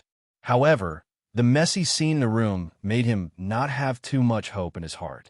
Bang! A low sound of impact came from outside the door. Dean, who was leaning against the door, felt a slight tremor. He was slightly startled and could not help but look up. He saw Aisha's ferocious face close to the glass window. Her beautiful face was full of ferociousness, and her sharp teeth were dripping with saliva. She waved her arms and vigorously smashed the door. Every time she smashed the door would vibrate slightly. Dean was a little stunned as he felt the magnitude of the vibration. With Aisha's strength, it was reasonable to say that she could easily tear the door. However, the movement caused by the impact at the moment was like an ordinary person hitting the door outside. There was not too much strength. What happened? Has her strength degenerated so weak? While Dean was puzzled, Aisha continued to hit the door without stopping. But each seemingly fierce impact only made the door tremble slightly, and there was no sign of it breaking. Dean was a little relieved when he saw this. He slowly retreated a few steps in doubt. Soon, he noticed a phenomenon. Except for the low thudding sound of Aisha hitting the door, he didn't hear Aisha's roar. However, from the glass window, he could clearly see her roar. In other words, her voice was completely isolated by the door. It was obviously close at hand, but no sound penetrated through. It's not that her strength has degenerated, but the material of the door is too tough. Dean's eyes flickered slightly. He felt that this was a little more likely. Since this place was called a shelter and could withstand the impact of the disaster, the general metal material should have long decayed, but there was no sign of oxidation or rust on the surface of the metal here. Puff! While Dean was guessing, Aisha suddenly raised her claws and slammed the window on the door. The transparent window that had accumulated dust did not break on the spot, but was dented by her claws. Dean was startled. He immediately knew that the window on the door was not tempered glass as he had previously thought, but a more advanced synthetic material with a little glue component. It was very tough. Aisha roared, raised her claws, and pounced again. With a hissing sound, the recessed window was immediately pierced through by her sharp claws. Buzz! Suddenly, an alarm sounded in the room, and a red light shot out from the small holes on the wall beside the control panel. At the same time, an electronic voice came from the control panel with all kinds of buttons and joysticks. Alert! Warning! You have been hacked. Do you want to activate the attack system? The same words were repeated over and over again. Dean was stunned for a moment, but immediately said, "No, turn off the alarm." However, the siren continued to sound. The siren passed through the small hole in the window. Aisha, who was attacking the window, became more and more crazy. She roared and waved her claws to attack. Dean woke up and immediately said it in English. After he finished, the alarm stopped. Without the interference of the alarm, Dean immediately heard Aisha's roar coming from outside. He turned his head and saw that Aisha had completely pierced a hole in the window. One of her arms had stretched in through the hole. The nails on her white palm were extremely sharp. She tried to grab Dean, but she couldn't touch him, who was standing 1 meter away. Dean's eyes flashed with a trace of grief as he saw her crazy appearance. He took 2 steps back again. Roar! Aisha roared ferociously and tried to grab him. Dean looked at her dignified and beautiful face. He bit his lips slightly. After a moment, he took a deep breath and whispered, "I'm sorry. I promised you that I will live. I will live well." Roar! Aisha heard him speak and immediately issued a more intense roar. Dean stared at her and slowly turned his head. His eyes swept around the room, and his brows slightly wrinkled. Although he wanted to live, this door seemed to be the only exit. If he wanted to leave here, he must let Aisha leave this door first. He couldn't bear to do so. Let's not talk about whether or not he could lead her away. Once Aisha left the ruins, there was only one end for her. She would completely become a wandering ghost. She would wander aimlessly in the wasteland full of monsters and zombies. Maybe she would wander into the humans' fortress and be besieged by humans. Maybe she would wander deeper into the dark wasteland and become the prey of more advanced monsters. Even if she could survive. But at that time, where'd he go to find her? The world was so big, but how insignificant were humans? Dean was silent for a moment. He went around the room and gently knocked on the wall. He listened to the echo to see if there was a secret door. After checking around, Dean's mood became heavier. The thickness of the wall seemed to have reached an inestimable level. Even with his hearing, he couldn't hear the slightest echo. If I had the previous magic mark of the fear-stained, maybe I would have a chance to leave. Dean couldn't help but secretly regret. The metal-cutting ability of the fear-stained could let him come back to life here. However, if he had the magic mark of the fear-stained, maybe he wouldn't be alive now. He would have died countless times in the previous battles. Fish and bear's paw always can't have it both ways. He squatted slightly and pondered without saying a word. Roar! Aisha seemed to be tireless. She roared and tried to reach out to grab him, but her arms had stretched to the limit. She could only wave in the air in vain. After thinking for a long time, Dean suddenly thought of a point. The sound insulation effect of this door was so strong that it should be absolutely sealed. Even water couldn't penetrate. In this case, the oxygen inside should be scarce soon. It was impossible to wait for the 5 people to starve to death. They would suffocate because of the lack of oxygen. So, there's a vent in here. Dean's eyes suddenly lit up. He looked around to find a place for ventilation. After searching for several times, Dean found nothing. Even the ground under his feet was checked by him. He still couldn't find a place similar to a vent. He stopped and thought for a moment. Suddenly, he thought of a way. He immediately squatted down and picked up a few bones of a skeleton on the ground. He took out the dagger on his leg and scraped the surface of the bones. Soon, he scraped out a piece of bone powder. At the same time, he used the dagger to scrape the dust on the ground together. It didn't take long for a lot of dust to be collected under his feet. He picked up a handful, stood on a chair, and came to the high place of the room. He gently blew the dust in his hand around, and then squinted his eyes. The dust quietly drifted down, but the dust that was drifting toward the wall was pushed back by a gentle force, and then slowly fell down. Dean's eyes lit up. He immediately came to the wall. Soon, he found a vent in this room. It was impressively in the gap of the corner of the metal wall. Dean immediately tried to use the dagger to pry open the gap of the wall. However, the corner of the wall was completely 2 metal walls.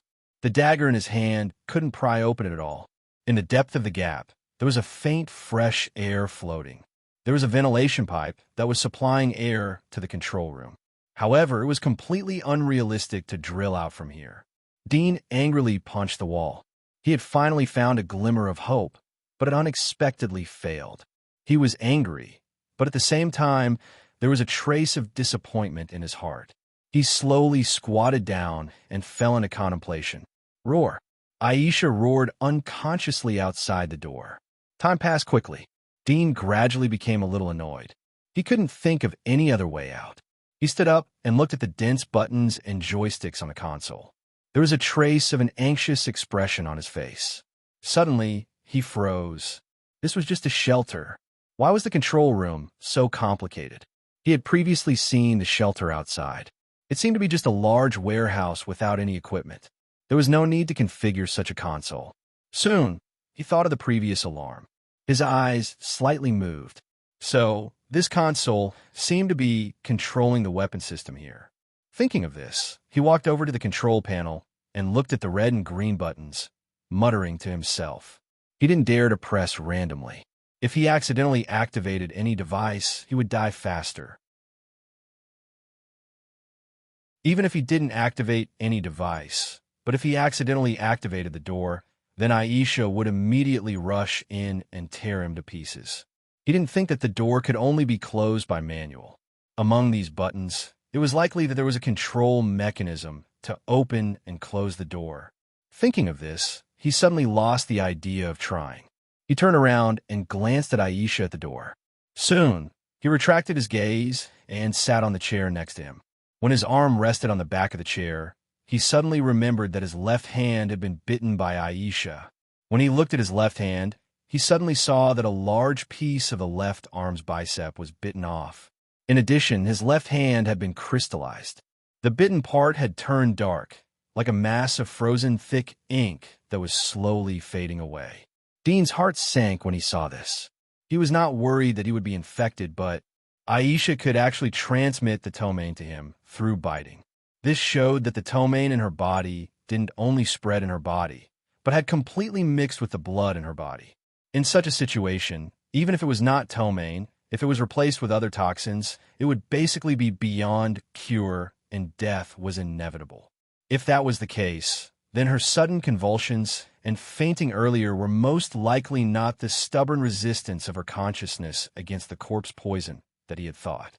Instead, her body was being modified by the corpse poison, and as she gradually adapted, her body began to convulse instinctively. Thinking of this, he slowly looked up at Aisha's arm that stretched out from the window. There was a burst of sadness in his heart. He only felt that the beautiful face was getting farther and farther away from him. After a long time, he slowly calmed down, holding a dagger to cut off the thick black part of his left shoulder. The crystallized arm made the ptomaine that penetrated into it spread extremely slowly. Because of the crystallization, the self-healing ability of his left hand was also very slow. However, there was no pain. Although the wound on his arm looked extremely frightening, he didn't feel a trace of pain, so it didn't affect his actions. After dealing with the wound, he slumped on the chair and silently looked at Aisha. Although her face was ferocious, her eyebrows were still beautiful, making him vaguely recall the previous scenes. In the ice cave, in the wilderness, in the fortress, in the memory, the decadence on his face gradually dissipated, and there was a faint smile. In the blink of an eye, 2 days had passed. Dean stayed in the control room without eating or drinking, but because there was no strenuous exercise, he was able to support himself. But the feeling of hunger still came from time to time. He couldn't help but think that maybe he would be trapped here and starve to death like the 5 people here. During the rest, he thought about the way to leave and, at the same time, looked through the scattered books on the ground, hoping to find an instruction manual that introduced the relic console. But after 2 days of searching, there was no one related to the shelter. All of them were great books that represented the civilization of the old era. Spiritual food? Dean threw away the great book about human history in his hand. He stroked his slightly growling stomach, feeling a little bitter. He leaned against the bookshelf and looked up at the console with complicated buttons. In the past 2 days, he tried to communicate with the intelligence system in the console in English, but the latter didn't pay attention to him. Perhaps the clever, intelligent system heard his voice, and it wasn't the voice of authorization? He felt a little powerless as he thought about it. Roar! Aisha growled and twisted her palm slightly. After 2 days of growling, the frequency of her growling seemed to have decreased. Dean turned his head and looked at every inch of her face. Was it that the only way to survive was to lead her away? But that also meant that he would lose her completely. In the future, he wouldn't even be able to see her current appearance. Why did he always have to face such a painful choice? Why did he always have to choose between yes and no? He felt a little tired. He looked up at her silently, just wanting to engrave her appearance in the depths of his soul. Time passed little by little. Grumble. Dean lowered his head and reached out to touch his stomach. He thought bitterly, "Do you feel hungry too? Do you want to eat? Don't scream," he said to his stomach. After that, he looked up at Aisha again, but the next moment he suddenly froze. Scream? My stomach growls when it's hungry? He was startled. His eyes slowly widened, and his face showed a strong shock. There was even a trace of disbelief and excitement on his face. Scream. My stomach will scream when it's hungry. Dean suddenly sat up and clenched his fists. He felt his whole body was excited. He couldn't help but look up at Aisha, who was looking at him with a ferocious face. He suddenly had an impulse to rush up and hug her.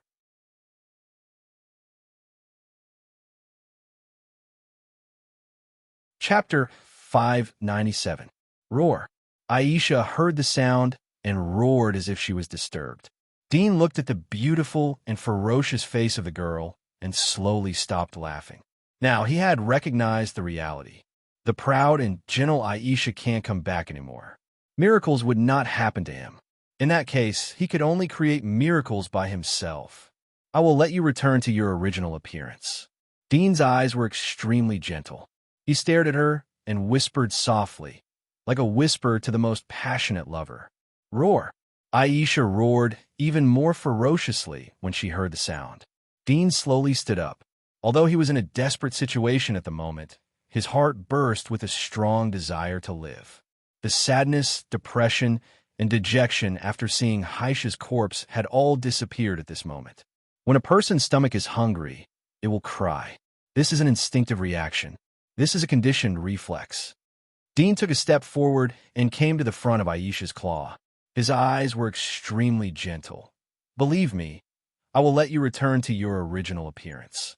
Aisha roared angrily and struggled to squeeze into his arm. Dean saw her sharp fingertips grow a little, and the confidence in his eyes increased a little. Conditioned reflex. This phenomenon did not only exist in conscious life forms, but also in unconscious undeads. When he was still a scavenger in the early days, he had observed that the zombies would be attracted to sound sources and heat sources.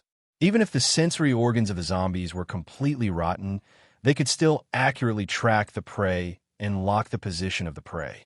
This was caused by such other factors. And this just proved that undeads also had the ability to receive information and analyze. Although the ability to analyze was very weak, they would not be attracted by each other's footsteps, but by each other's roars. This showed that they still had a certain degree of information analysis ability, and the existence of these abilities meant that they also had conditioned reflex. When they heard the sound source, they would gather. When they smelled the blood, they would salivate. These reactions belonged to their conditioned reflex. Moreover, because they had no consciousness, the actions of undeads were completely based on conditioned reflex. If it wasn't for the inspiration that flashed in Dean's mind when his stomach was growling, he wouldn't have taken the conditioned reflex, which was a phenomenon that he was accustomed to and didn't even include in his thinking. However, this common phenomenon that most people would not notice had ignited his incomparable hope and faith. What can a conditioned reflex do? When a person's finger was burned by a flame and hurt, they would reflexively withdraw their hand. When the smell of food, people will instinctively feel hungry. It was a kind of conditioned reflex. This was also the main method of taming police dogs and other animals in the olden days. Undeads also have conditioned reflexes. Can they be tamed in the same way? Although he hadn't tried it yet, Dean had great confidence in his heart. She's acting like this because of the information I'm emitting, making her think that I'm something delicious. That's why she wants to pounce on me and bite me. However, she won't bite a stone. It's not that the stone doesn't emit information, but she's received the stone's information. After analyzing it, she came to the conclusion that the stone can't arouse her desire to attack. Dean's expression was particularly serious. His eyes flickered slightly, thinking about ways to tame her through conditioned reflex. He knew that once he completed the taming, he could keep her by his side forever. This was the last desire of his life. If I can make her information processing confused, change her conditioned reflex, and make her think that I'm a stone, then she won't attack me. Dean frowned and thought, in this case, first of all, I have to make her no longer respond to blood. But this seems a bit wrong. Undeads thirsted for blood, just like humans thirsted for food. Instincts are the hardest things to change, and there was no one else. He held his chin and pondered for a moment. Soon he knew where his mistake was. People in the olden days used conditioned reflex to tame police dogs, not to suppress the instinct of police dogs. On the contrary, they used some instructions to replace what the instinct of police dogs needed. Use conditioned reflex to add instructions to tame. Dean muttered to himself. After pondering for a moment, he gradually understood that if he wanted to use conditioned reflex to tame Aisha, he must first establish order. For example, feeding on time, prohibiting roaring, and so on. Thinking of this, he sat cross-legged and began to draw up a taming plan in his mind. When he was halfway through the idea, his stomach growled again. He immediately stopped and frowned. Not to mention the training plan for the time being, his own survival had become a big problem. He looked up at Aisha. His action immediately aroused Aisha's reaction. Her face cracked into a sinister color as she roared. Dean was silent in his heart. Did he really have to lead her away first? Once she was led away, how could he get her back? While he was thinking in his heart, he suddenly caught a glimpse of the ground under the console in front of him. There were slight dents and cracks. The ground? Dean suddenly reacted. He couldn't help but look at the ground under his feet. He reached out and touched it. Yes, the ground was not made of metal, but concrete. Moreover, after more than 300 years, the concrete here was like molting in a sealed, dry environment. Dean was a little excited. He couldn't help but want to pat himself a few times. He should have noticed this a long time ago. I should have thought that the ground couldn't be made of metal. According to the understanding of the people in the old era, the ground itself had the thickness of the earth. Coupled with a solid foundation, it was the strongest defense. There was no need for metal materials at all. On the contrary, if metal materials were used, the project would be bigger and the time and consumables would increase. Moreover, the effect would only be slightly stronger. At that time, the main danger came from the surface, not the underground. There was no special defense.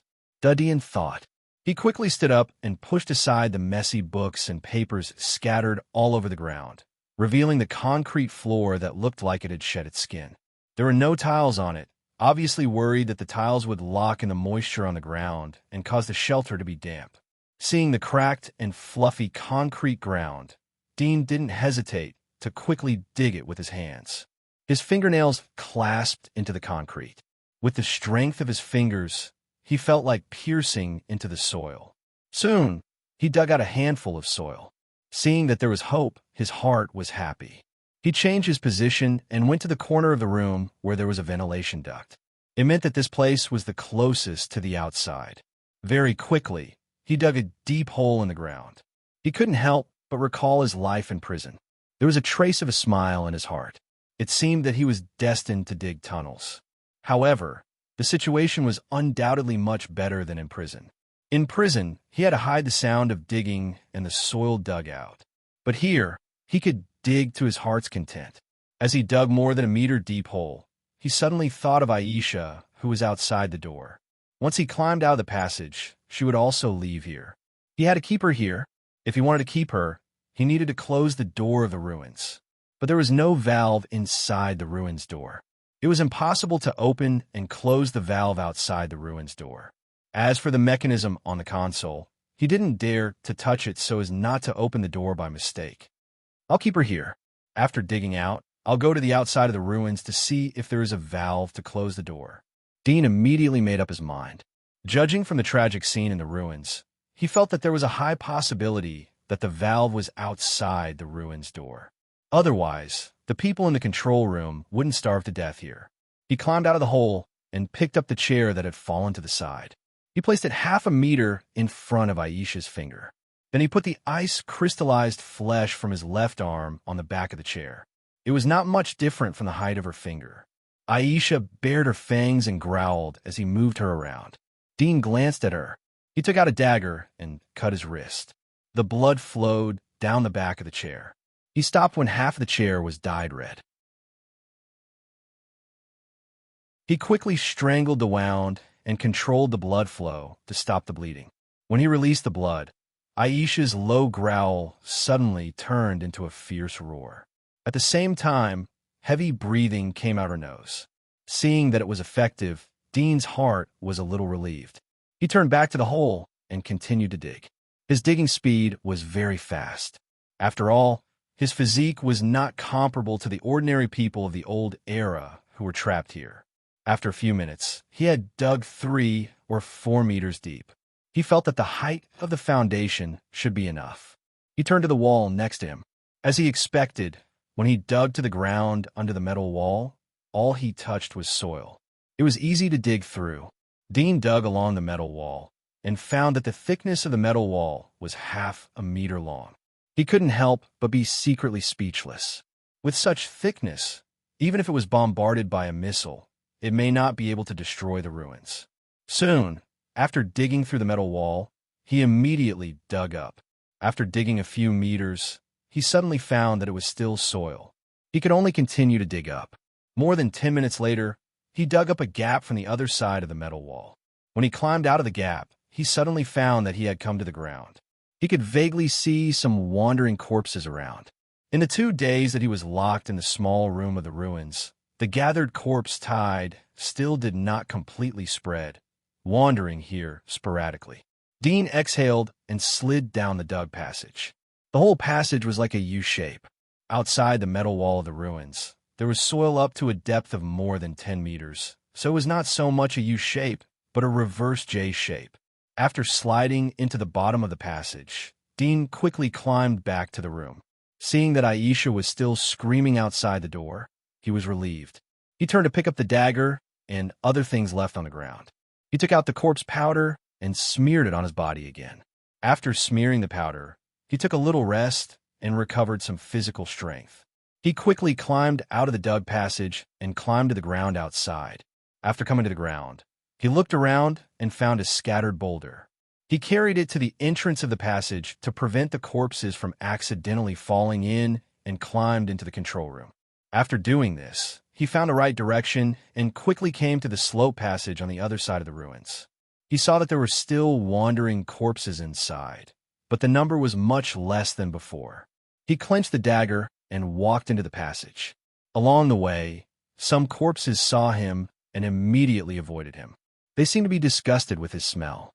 Dean breathed a sigh of relief and went straight to the passage. Suddenly, he saw that in the corridor of the passage, deep in the slope, there was a strange corpse lying on the ground. The body was like a lizard, the tongue was very long, but the face was human, but the cheeks were covered with scales, which was extremely weird. With the mouth cracked to the ear root and the mouth full of sharp teeth, it was extremely ferocious. When Dean appeared, the strange walking dead suddenly turned to look at him. Dean's face changed slightly. In his weak state of the moment, it was too difficult to deal with such a strange corpse, and he was worried that the sound of fighting would attract Aisha. She was completely unaffected by the corpse powder. With her current state of complete corpse, it was estimated that she could easily tear himself apart.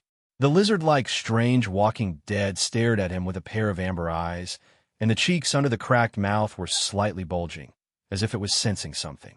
After a while, it slowly crawled to the side, swallowed the forked tongue, and growled to Dean as a demonstration. Dean looked slightly stunned and quickly realized that this strange corpse mostly regarded himself as other high-level corpses. After all, the corpse powder was mixed with the smell of different high-level corpses. And it could also be seen from its behavior that if it recognized himself, it would probably rush up immediately and would not have such a reaction. However, from this point, it could also be seen that the corpses did not seem to be completely unconscious creatures. When they faced the same kind, they would still have some different reactions. Dean took a deep look at it and slowly walked around from the other side of the passage. He was always alert for its attack. The lizard-like corpse did not rush up, but confronted Dean and growled from time to time. Dean quickly moved to the outside of the ruins. He paid attention to the lizard-like corpse and looked into the ruins. From here, he could see the control room door in the depths of the ruins. Aisha threw herself there and made a low roar. Obviously, the smell of blood flowing on the chair stimulated her more than the stimulation of his real body appearing here at the moment. Seeing that she was not attracted, Dean was relieved and immediately looked around the gate of the ruins. After scanning a few times, he still did not see any device or hidden valve mechanism, only the iris scanning instrument. Could it be that the opening and closing were controlled by this mechanism? Such an idea flashed in his mind. He tentatively stepped forward to open the iris scanning instrument and took the button inside. A red light suddenly shot out of the instrument and swept through his eyes. Soon, the electronic synthesis voice he had heard before sounded from it. The scan is completed. The identity is confirmed. Do you want to close the shelter? Dean was stunned. He didn't expect it to be like this. He immediately said in English, yes. Boom. As soon as he finished answering, there was a slight tremor at the gate of the ruins. Soon the sound became louder and louder. The metal gates, which had previously retracted to both sides of the gate of the ruins, were pushed out again. The ground trembled slightly in the push, and the huge movement immediately attracted the attention of the wandering corpses in the passage behind Dean, and they immediately rushed here. Dean looked into the ruins and saw that Aisha had turned her head and noticed him. At the same time, her palms seemed to be struggling to pull out of the small door of the control room. Damn it! Dean was a little anxious. Close it. After struggling for a moment, Aisha pulled out her arms stuck in the window, roared, and rushed toward here. Her speed was as fast as lightning, like a thunder leopard. Dean's pupils shrank. Bang! The gate of the ruins closed with a bang. At the same time, Dean felt that the gate shook slightly, and a little dust fell off the door. Seeing this scene, Dean was shocked. Is this her current strength? Roar! Roar! At this time, the corpses that came from the passage behind Dean also fell on the giant gate of the ruins, making a burst of wailing roar. Dean immediately withdrew from the corpses. Although there was hidden corpse powder, if the distance was too close, there was still a risk of exposure. He closed the metal box on the ruins and slowly pulled back, ready to leave the passage. But it didn't take long for him to feel that there was trouble. The previous strange corpses were also attracted by the sound and rushed here. The distance between them was only about 3 or 4 meters. Such a distance. For the perception of high-grade corpses, it was a little too close. Moreover, Dean saw that there seemed to be some fierce light in its eyes.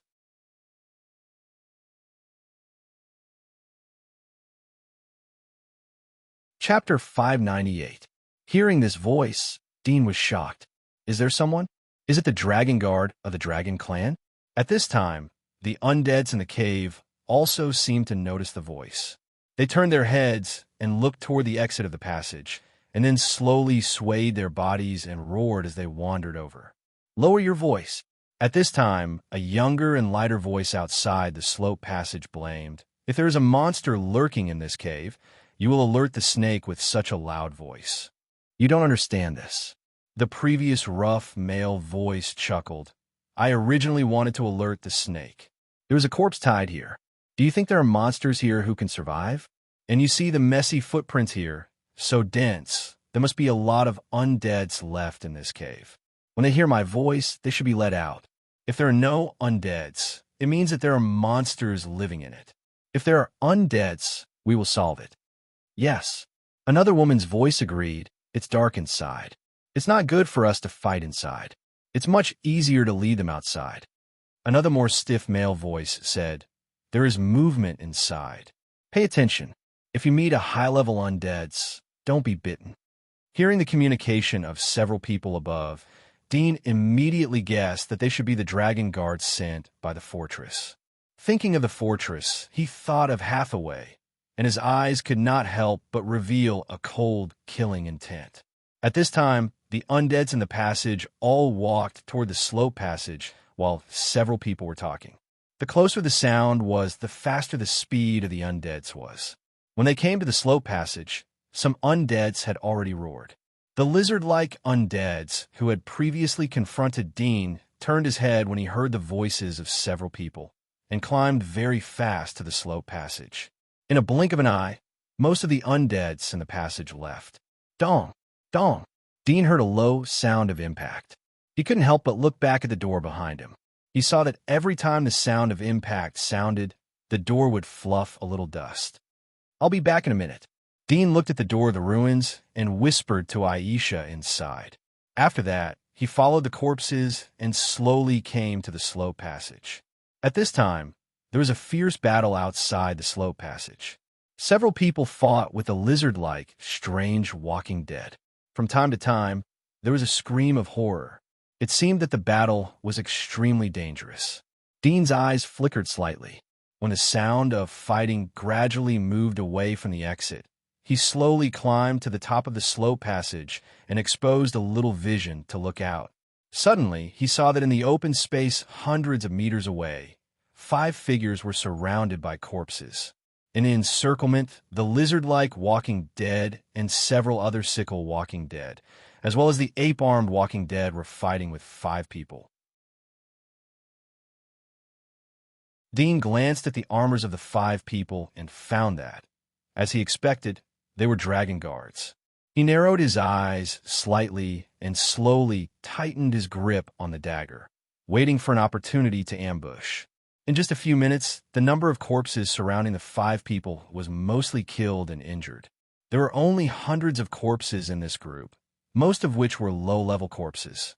If there were no strange walking dead and a few middle-level and high-level corpses to pin down the 5 people, with their skills, it would be easy to annihilate such as small corpses.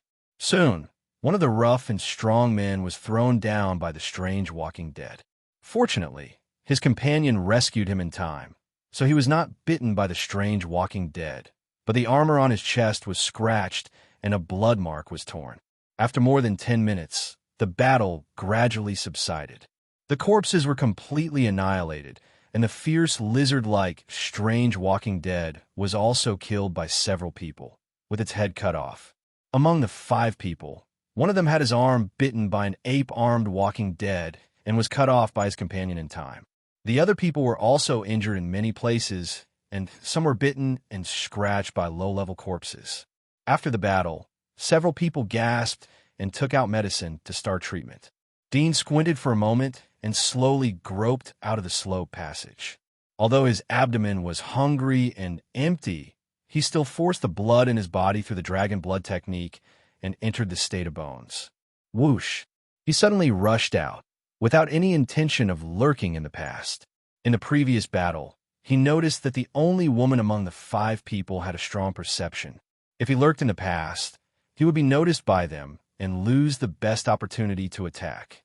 Gaston was just about to ask Irvin about the injury of the broken arm. Suddenly, he heard the sound of the wind, and he was shocked. He turned his head and suddenly saw a ferocious figure covered with white bones rushing quickly, and his movement was extremely fast. Not good. Gaston's face changed and shouted, "There is an enemy."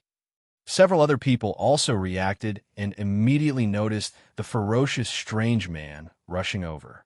When they noticed, the ferocious strange man had appeared in front of them. The distance of 100 meters was just a moment for Dean. Puff!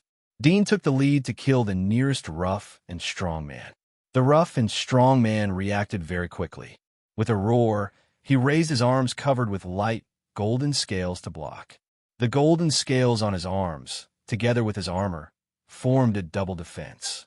His magic mark was the steel dragon magic mark. known as the strongest magic mark among the rare magic marks. Puff! Dean's arm shook, and his attacking posture changed instantly. Along the gap between the rough and strong man's arms, he stabbed the dagger into the man's eye socket. Although the rough and strong man had scales on his face, the eyeball was still weak, and was instantly pierced by the dagger. Under Dean's great strength, the dagger directly stabbed into the rough and strong man's brain through the eye socket. Whoosh! He quickly pulled out the dagger, as if he was picking up a leaf from the side. All of this happened in an instant, so fast that it was hard to see. While pulling out the dagger, Dean did not stop and instantly rushed to the one-armed youth next to him. Faster! Gaston's eyes widened in anger. He roared and bounced up from the ground, rushing to Dean, ready to rescue him. At the moment when he rushed out, Dean suddenly stopped, and his body turned in the opposite direction. Bang! His shoulder hit Gaston's body. Gaston's face was full of horror, and his body flew out uncontrollably. Whoosh! Dean turned around again, and the dagger swept toward the neck of the one-armed youth who was sitting on the ground and hadn't had time to climb up. Blood bloomed like a demon lotus. The one-armed youth raised his hand to cover his throat, and his eyes widened. Disbelief, resentment, fear, and other emotions were intertwined on his face. Dean did not glance at him, and like a whirlwind, he rushed to the woman next to him. The woman was a little confused. All of this happened too fast. From Dean's appearance to killing 2 people, a total of less than 5 seconds had passed. At this moment, seeing Dean rushing toward her, she instantly broke into a cold sweat. At the same time, she calmed down and hurriedly raised her machete to block. At the same time, she retreated, pulling the distance. However, Dean's speed was extremely fast. He quickly caught up with her, and at the same time, he raised his hand and grabbed the machete that she had raised to block. Seeing such a bold move by Dean, the woman was a little surprised. She did not expect that Dean would dare to touch her machete with his bare hands. Her heart suddenly became fierce, and she waved the machete, wanting to cut off several of Dean's fingers. However, as she exerted force, she was immediately shocked to find that her machete was like being clamped by a pair of pliers and could not move at all. Whoosh! The moment he grasped the blade of the machete with his bare hands, Dean exerted all his strength to quickly approach her. The dagger suddenly pierced through her body, and at the same time, he lifted it up, cutting the organs in her abdomen, and then quickly pulled it out. He turned around and threw it at the youth on the right who was turning around and preparing to escape. The woman's face was full of horror, and she stared at Dean, who had already turned around and left. This was a big flaw, but she did not have the strength to attack again. Even raising her hand felt extremely painful. Plop! Her body fell straight to the ground. At the same time, the flying dagger was nailed to the back of the fleeing youth. Many years of archery practice had kept Dean's judgment and accuracy above a relatively high level. All of this happened too fast. From the appearance of Dean to the defeat of all 5 people, it was like watching flowers on horseback, dazzling. After Gaston climbed up from the ground, he saw that Farah had been killed. He could not help but be stunned. He held his chest and looked at the figure standing in the field with ferocious white bones. From the latter's murderous eyes, he could see that this was not an undead, but a human like them. Who are you?" Gaston could not help but cry out. Dean glanced at him coldly and did not answer. His figure suddenly jumped out, instantly appearing in front of Gaston like a hurricane. Gaston's face changed, and he instantly stood up and waved his sword. Facing the fierce sword, Dean's eyes narrowed slightly. He did not dodge, but suddenly raised his hand to grab it. With a clang, the palm covered in white bones grabbed Gaston's sword, but the sharpness of the sword was beyond his expectations. He only heard a faint cracking sound from his palm, and at the same time, a tearing pain came. With a low roar, he suddenly opened his mouth and rushed toward Gaston. Gaston was shocked. He wanted to pull out the sword, but the sword was held by Dean, and he could not pull it out. He hurriedly raised his other hand to hit Dean, and Dean also punched with his left hand. Gaston only felt that his fist had hit a ball of ice, and it was extremely hard ice. He instantly felt a sharp pain, as if his fist had broken. Roar! Dean opened his mouth to bite his throat. Gaston had never seen a human fight like this. He was so scared that he could not help but let go of the sword, and raised his hand to punch Dean's chin. With a bang, his fist directly hit Dean's chin, which did not dodge. Seeing Dean's head was hit back, he could not help but show a trace of joy.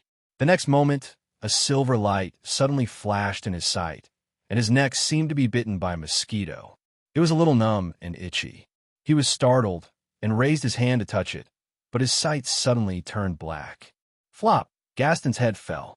Dean held the tip of the sword in his hand, using the hilt to support himself, and gasped for breath.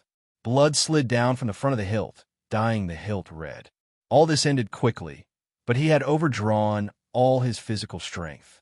Fortunately, these 5 people were not on guard, and a lot of physical strength was consumed by the group of zombies, so his raid was so smooth. Huff! He took 2 breaths and sat down. He could see the bodies of the 5 people around him in his wide field of vision. Previously, he was in a hurry to attack, so he had no time to identify whether they were really dead, but now he had no strength to attack again. Even if someone was pretending to be dead, he could only pretend that he still had strength left so that they did not dare to attack rashly. After resting for a moment, he got up and went to Gaston's body, which was clearly dead. He opened his backpack and immediately saw the food and water he wanted to see. He immediately unscrewed the bottle, tore the food packaging, and swallowed. While eating, his eyes were constantly paying attention to the movements around him, beware of unknown sneak attacks. After eating, he felt that the burning hunger in his stomach suddenly faded, and his stomach felt full, as if his body had regained strength.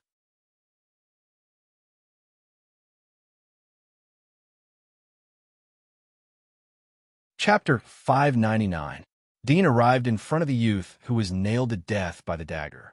He was about to make a move when a youth's body suddenly turned over and quickly pulled out a knight's sword from his arms. He turned around and stabbed towards Dean's chest. Dean was slightly surprised. Fortunately, he was prepared.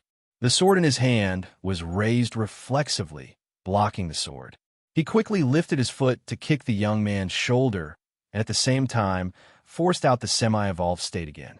Seeing that the sneak attack failed, the young man turned and ran away with an ugly face. Dean immediately dropped the backpack in his hand and quickly chased after him. In his current state, his speed was close to that of the pioneers, so he easily caught up with the young man. He quickly waved his sword, and the young man was cut down again. Dean slowly retracted the semi-evolved state, gasped, and dragged the young man's body back. He turned his head and glanced around. The smell of blood here should attract the high-level undeads wandering nearby again. He didn't continue to stay. He came to the passage not far away, moved the stones, and then carried the bodies of the 5 people here. One by one, he transported the bodies to the small room of the control panel below the passage. In an instant, the small room was filled with a strong smell of blood. Roar! Outside the small room, a figure rushed in and hit the door fiercely, shaking the door slightly. At the same time, a roar sounded. It was Aisha, who had been at the entrance of the ruins.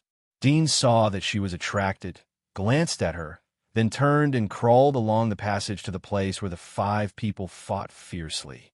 He cleaned up some of the traces on the ground, especially the footprints and traces of the journey to the entrance of the passage. After doing this, he moved the boulder to the entrance of the cave again and returned to the small room of the control panel. After returning to the room, Dean sealed the passage under the metal wall with mud again.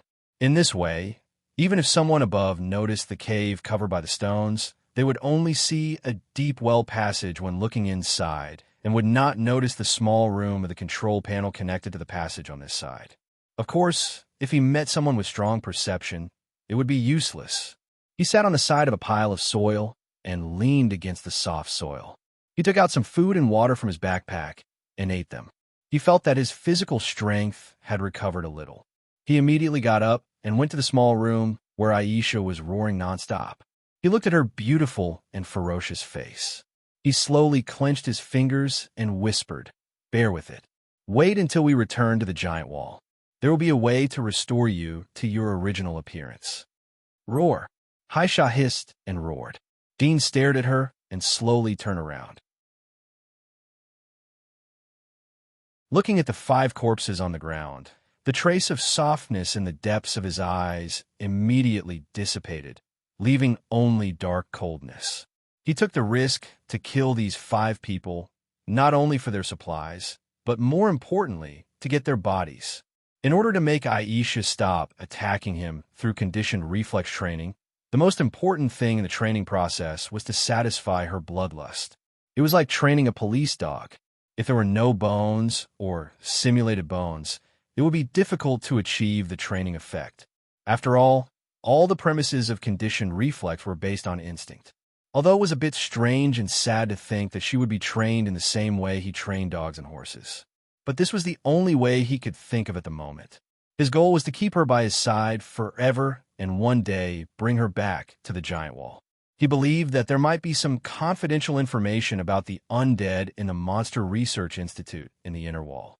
Although he didn't have much hope to make Aisha's consciousness return, but more or less, there was always a glimmer of hope. As long as there was a little possibility, it was worth trying. He slowly squatted down and picked out the body of the youth who was similar to him. He helped him to stand on the ground. In order to have an effect, he deliberately kept their corpses intact. Roar! Seeing the smell of blood, Aisha roared even more crazily. She tried to reach out. Dean looked at her appearance. There was some sadness in his heart. He knew that his behavior was a blasphemy for her, but it was more difficult for him to stop such behavior. "I'm sorry." Dean bowed slightly. "I'll let you eat better when we return to the giant wall. Now, I'm sorry." He took a deep breath and looked at Aisha again after he finished talking.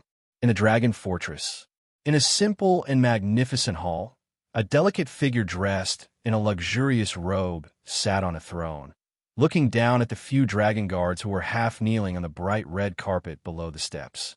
The middle-aged man in the lead had a respectful expression on his face, his hands raised high, and in his hands was a huge blood-red sword. The blade of the sword seemed to be flowing with fresh blood, and the sinister hilt of the sword was engraved with the appearance of a skull. Its eye sockets seemed to be flickering with green light. "Your Highness, we only found this. We didn't see any trace of Her Highness Aisha." The middle-aged man respectfully replied. Haley on the throne squinted her eyes and stared at the blood-red sword. She would never mistake this familiar sword. It was her sister's inseparable magic weapon, Blood Baron. She had heard how difficult the forging process of this sword was since she was a child. She didn't expect that the sword would fall into her hands today. She couldn't help but smile. Compared with the sword, she was happier about the news it conveyed. It had been 2 days. The sword was still in the wilderness. Her sister hadn't retrieved it. She knew that the magic weapon and its master could sense each other within a certain range. Aisha hadn't found the sword in 2 days. It could only mean that she was gone. My poor sister. She smiled in her heart, but her expression was very calm. She said to the people under the stairs, "You have done a meritorious deed by retrieving my sister's magic weapon. From now on, you will be freed from the status of dragon slaves. You will officially become a member of the dragon clan. You can return to your family and never step into the wasteland again."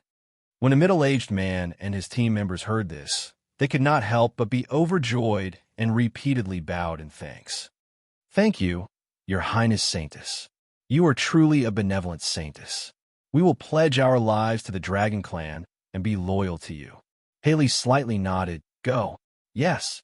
They immediately got up and turned to leave.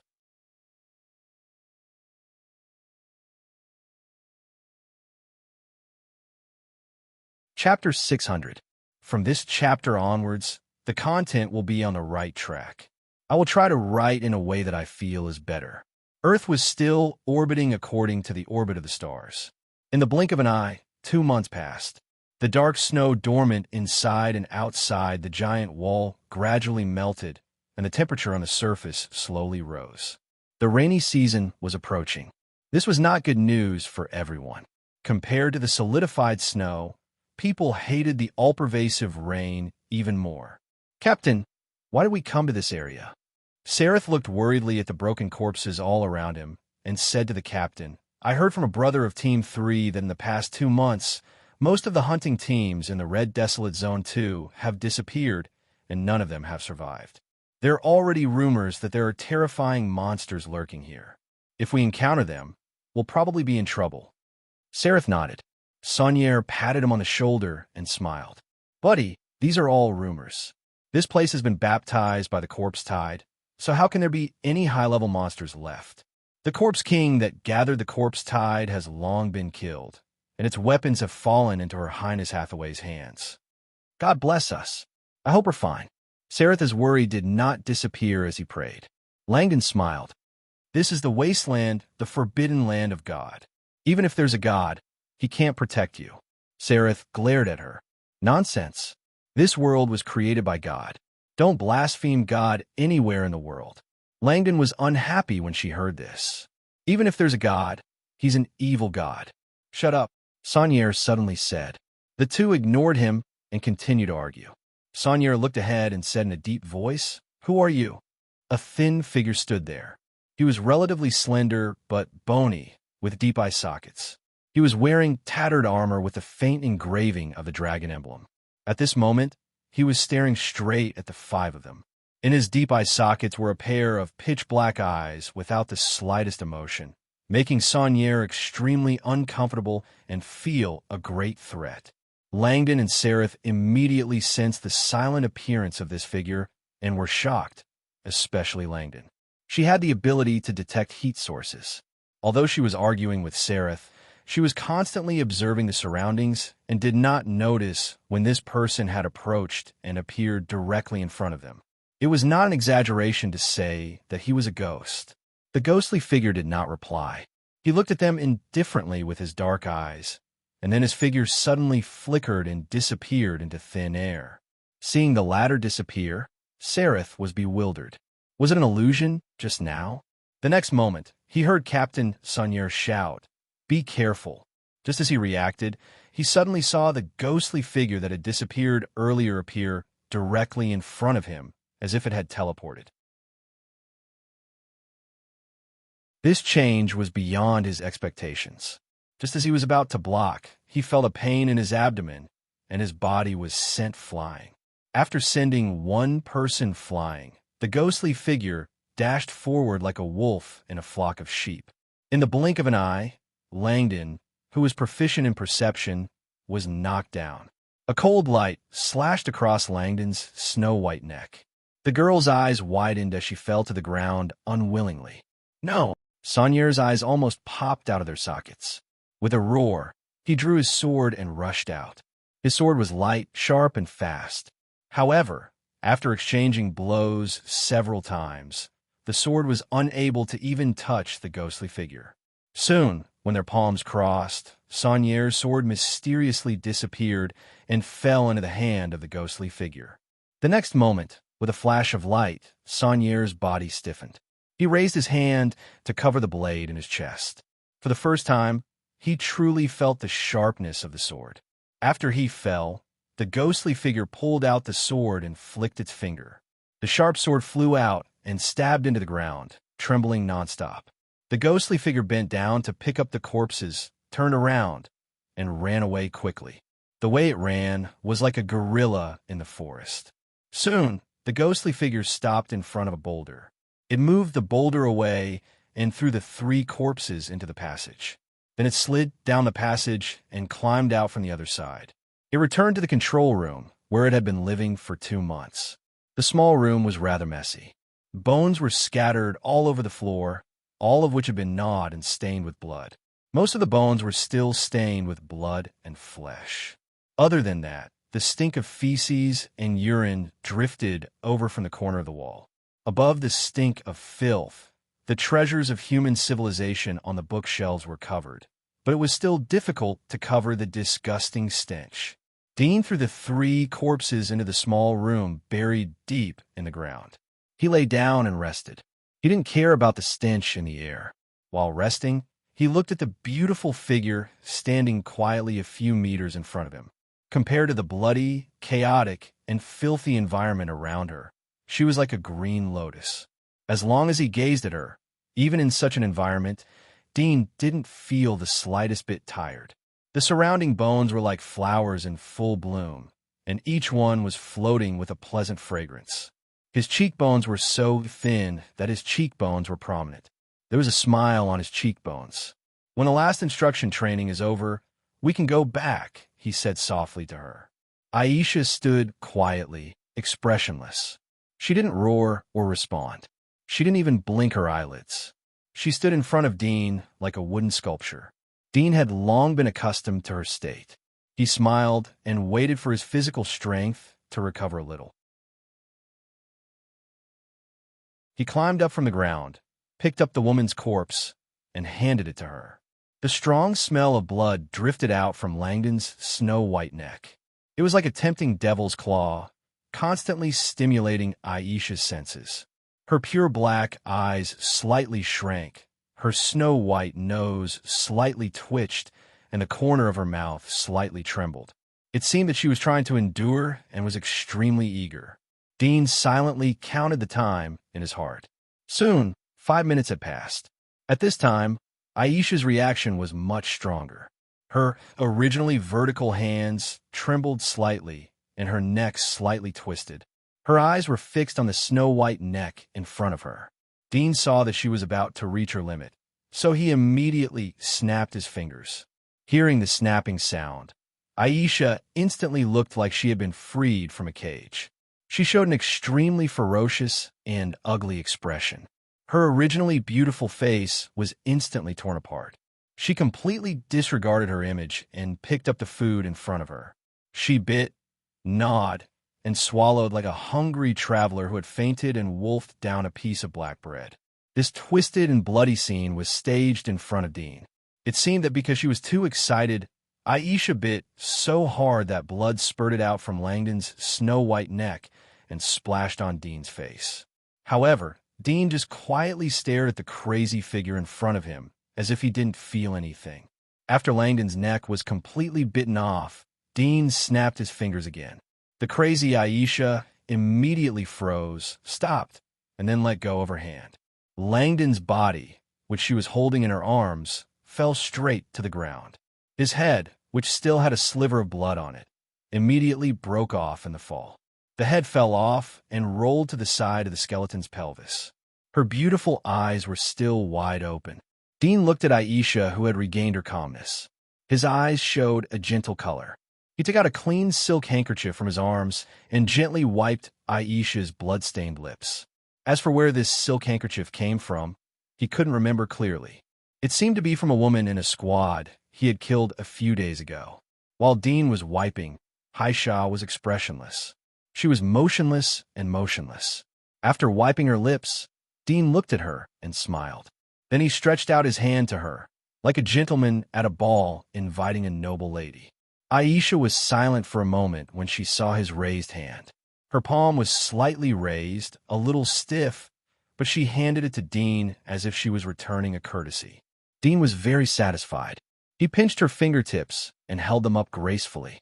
Then he used the other end of the silk handkerchief to gently wipe her white and tender fingers.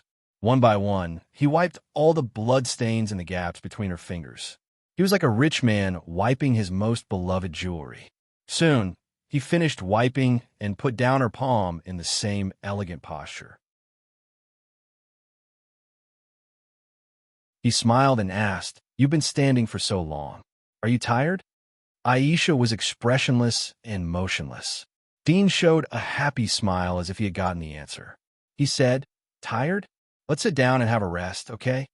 Aisha was still standing still. Dean listened attentively. Soon his eyebrows moved, and he said with a smile, "Then let's have a rest." As he spoke, he supported her body and brought her to a chair at the side.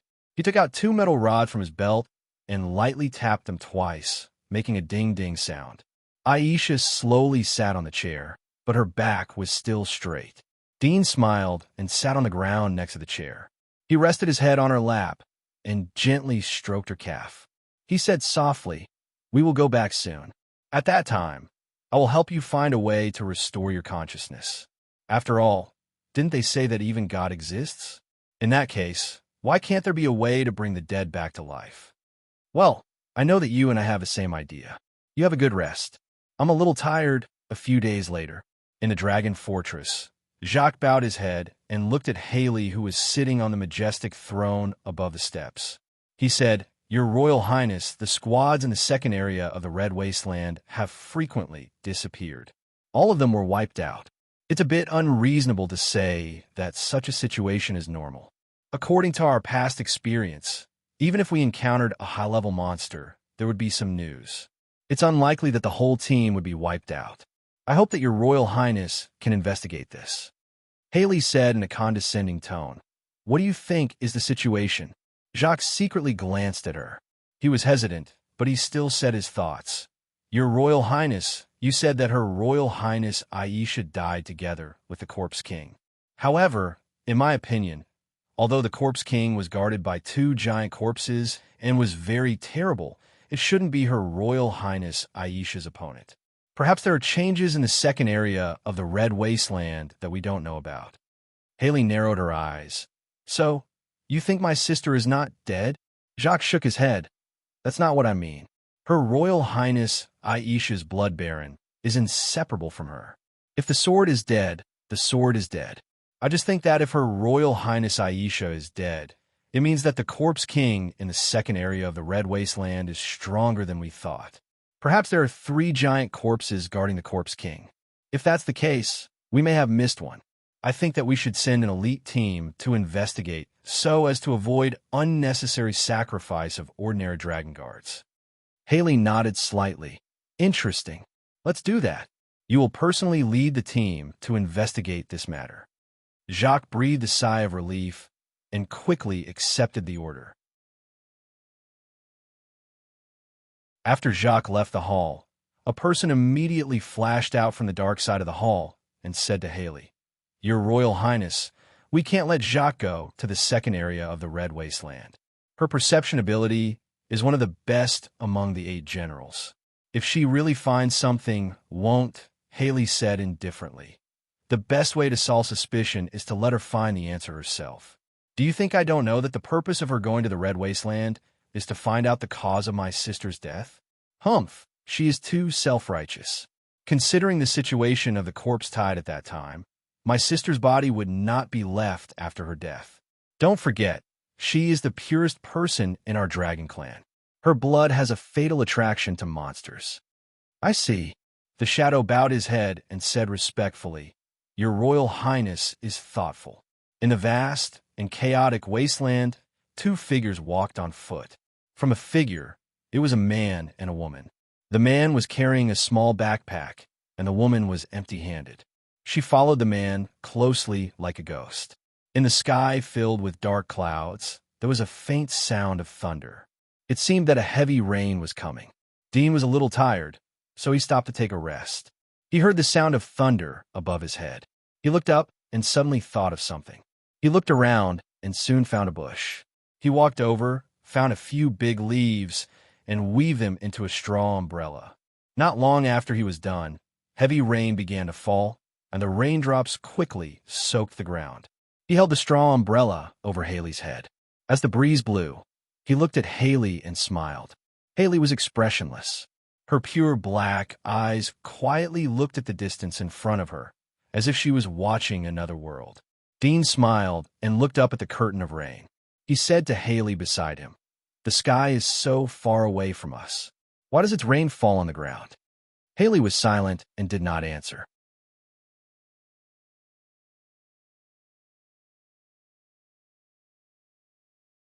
Chapter 601. The content of this book is about to be on the right track, which is what I'm looking forward to. Of course, it's what everyone is looking forward to. However, the content that happens later might not be what everyone is looking forward to or likes. Perhaps some of it will challenge some people's worldview and make them unable to look at it directly. However, this is what this book looks like. This book is definitely not a good book. Whether it's from a commercial or a positive point of view, Old Goot doesn't want to show off under the banner of evil energy being the truth. Speaking up to this point, there are two reasons for writing this book. First, it's to draw a satisfactory full stop to his apocalyptic literary path. Second, it's also because he has some ideas that he wants to find the answers to while writing this book. Therefore, no matter what happens, this book will not be affected or changed for any reason. If some negative ideas or extreme situations in this book make you unable to persevere, then we'll meet again in the next book next year. A gentleman should not say evil words when saying goodbye. Finally, I hope that all my fans will be happy forever.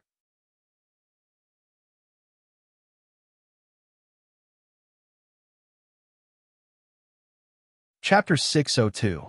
Aisha was indifferent and silent. Dean smiled and reached out to hold her slender hand. Although it was cold, he felt a familiar warmth. He immediately took her hand and slowly walked forward, crossing the puddles of water on the road. In the heavy rain, the two walked side by side, hand in hand. Only Dean's voice could be heard in the rain. The dilapidated buildings on both sides of the road were like silent haunted houses. The collapsed holes were like deep eye sockets, staring blankly at the two people who passed by.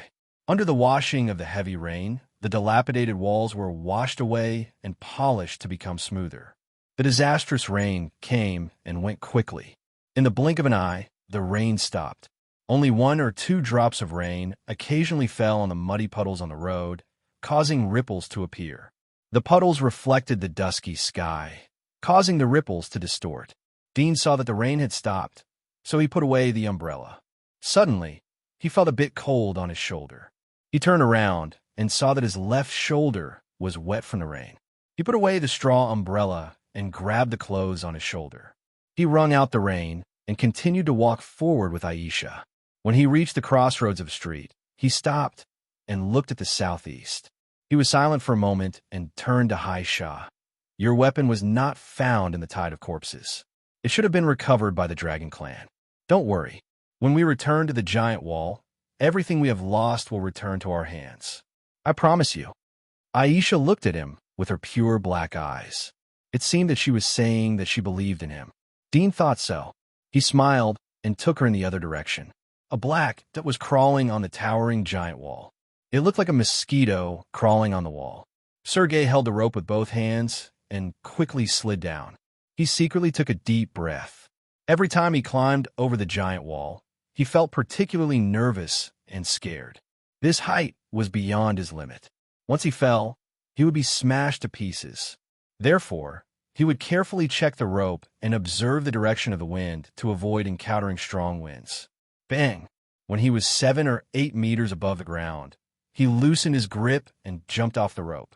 When his feet touched the ground, he could feel the vibration coming from the soles of his feet. Although it was a little painful, the feeling of stepping on the ground was incomparably firm. He let out a light breath and immediately turned around and strode away. Not long after, he arrived at a dilapidated ruin covered by tall grass.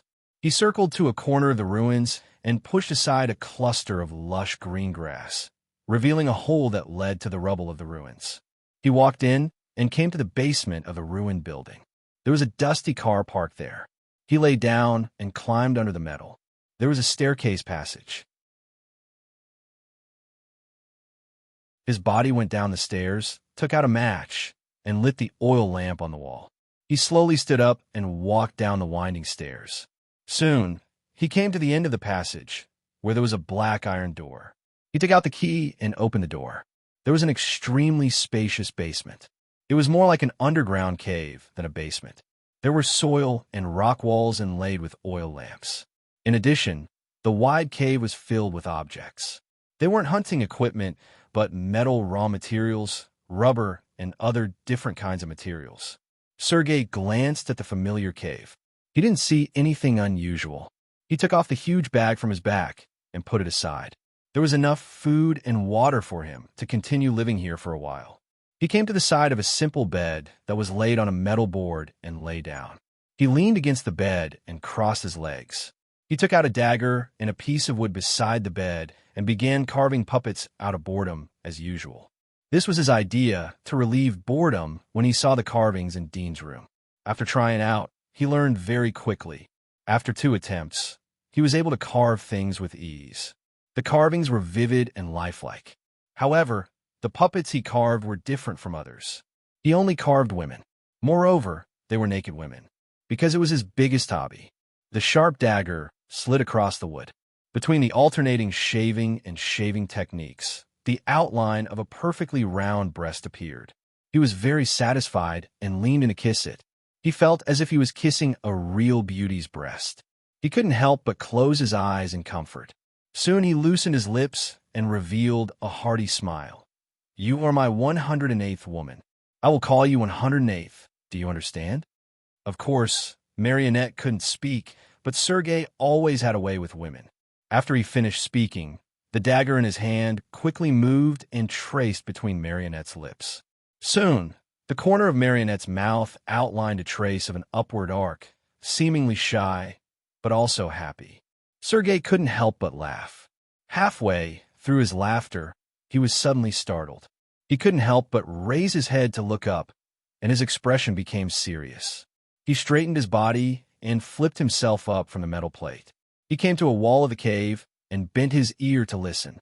Soon, his expression changed, and he was bewildered. Footsteps? And there are two people? Who could it be? Did he come back? Impossible. He has always been a loner. It can't be Glenn and the others. After eliminating the possibility of it being an ally, his expression slowly became gloomy. He turned around and quickly went to the side of the metal plate. He put down the puppet and dagger, grabbed the weapon and combat bag next to him, and quietly crawled out of the cave. He came to the deep grass outside, half squatting by the grass, and coldly looked towards the source of the footsteps. Gradually, two figures slowly walked over from the distance. Due to the waist-high grass around him, he could only see the upper body of the intruder. When he saw the two black dots, his eyes flashed with killing intent. He gripped his weapon tightly, and at the same time, he silently estimated the best distance for a sneak attack. He slowly saw the faces of the people as they gradually approached.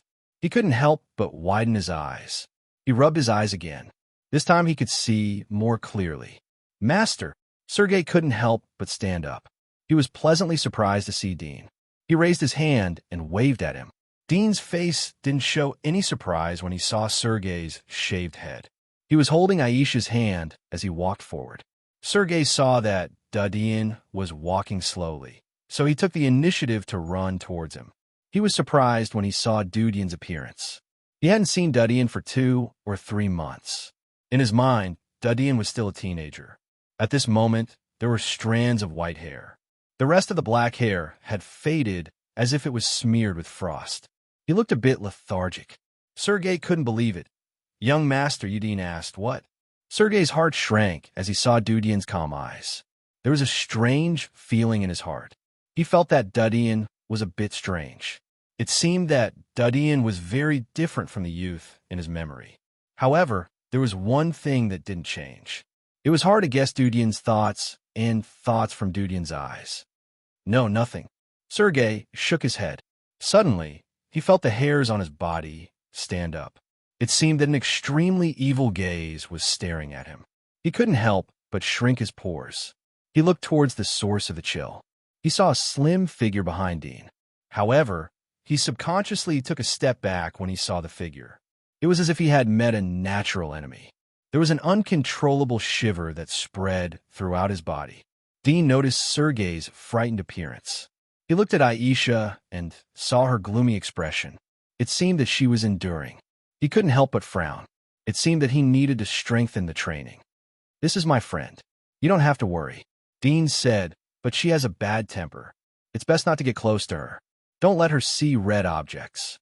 Sergei heard Dudian's words and couldn't help but glance at the beautiful girl. Her appearance had subverted his previous definition of a beauty. However, he had never seen such a flawless face before. He couldn't think of any blasphemy. He just wanted to stay away from her. "Master, your friend is my friend." Sergei reluctantly squeezed out a smile as he reached out to shake Dean's hand. Dean raised his hand and pressed Sergei's palm. "Have you forgotten what I just said?" Sergei was startled. "I didn't forget. I was afraid that it would be impolite." Dean asked, Have you prepared the materials? Sergei immediately said as he saw Dean go straight to the business. I prepared everything. I'll take you to see. Dean nodded. Sergei turned around and quickly returned to the ruins. He said, Master, I've built the stronghold that you asked me to build. If there's anything you're not satisfied with, I'll change it. Dean and Sarah followed behind him. Dean saw the underground cave that Sergei had built after entering the ruins. He nodded in satisfaction. Sergei was rough on the surface, but his heart was delicate. He needed such a person to do things for him. Good. Dean glanced at the cave. Very good. Sergei grinned as he heard Dean's praise. This is based on the methods I saw in different strongholds of other consortia when I was a hunter. I just copied them. Being able to copy is also a skill. Dean said. Sergei scratched his head.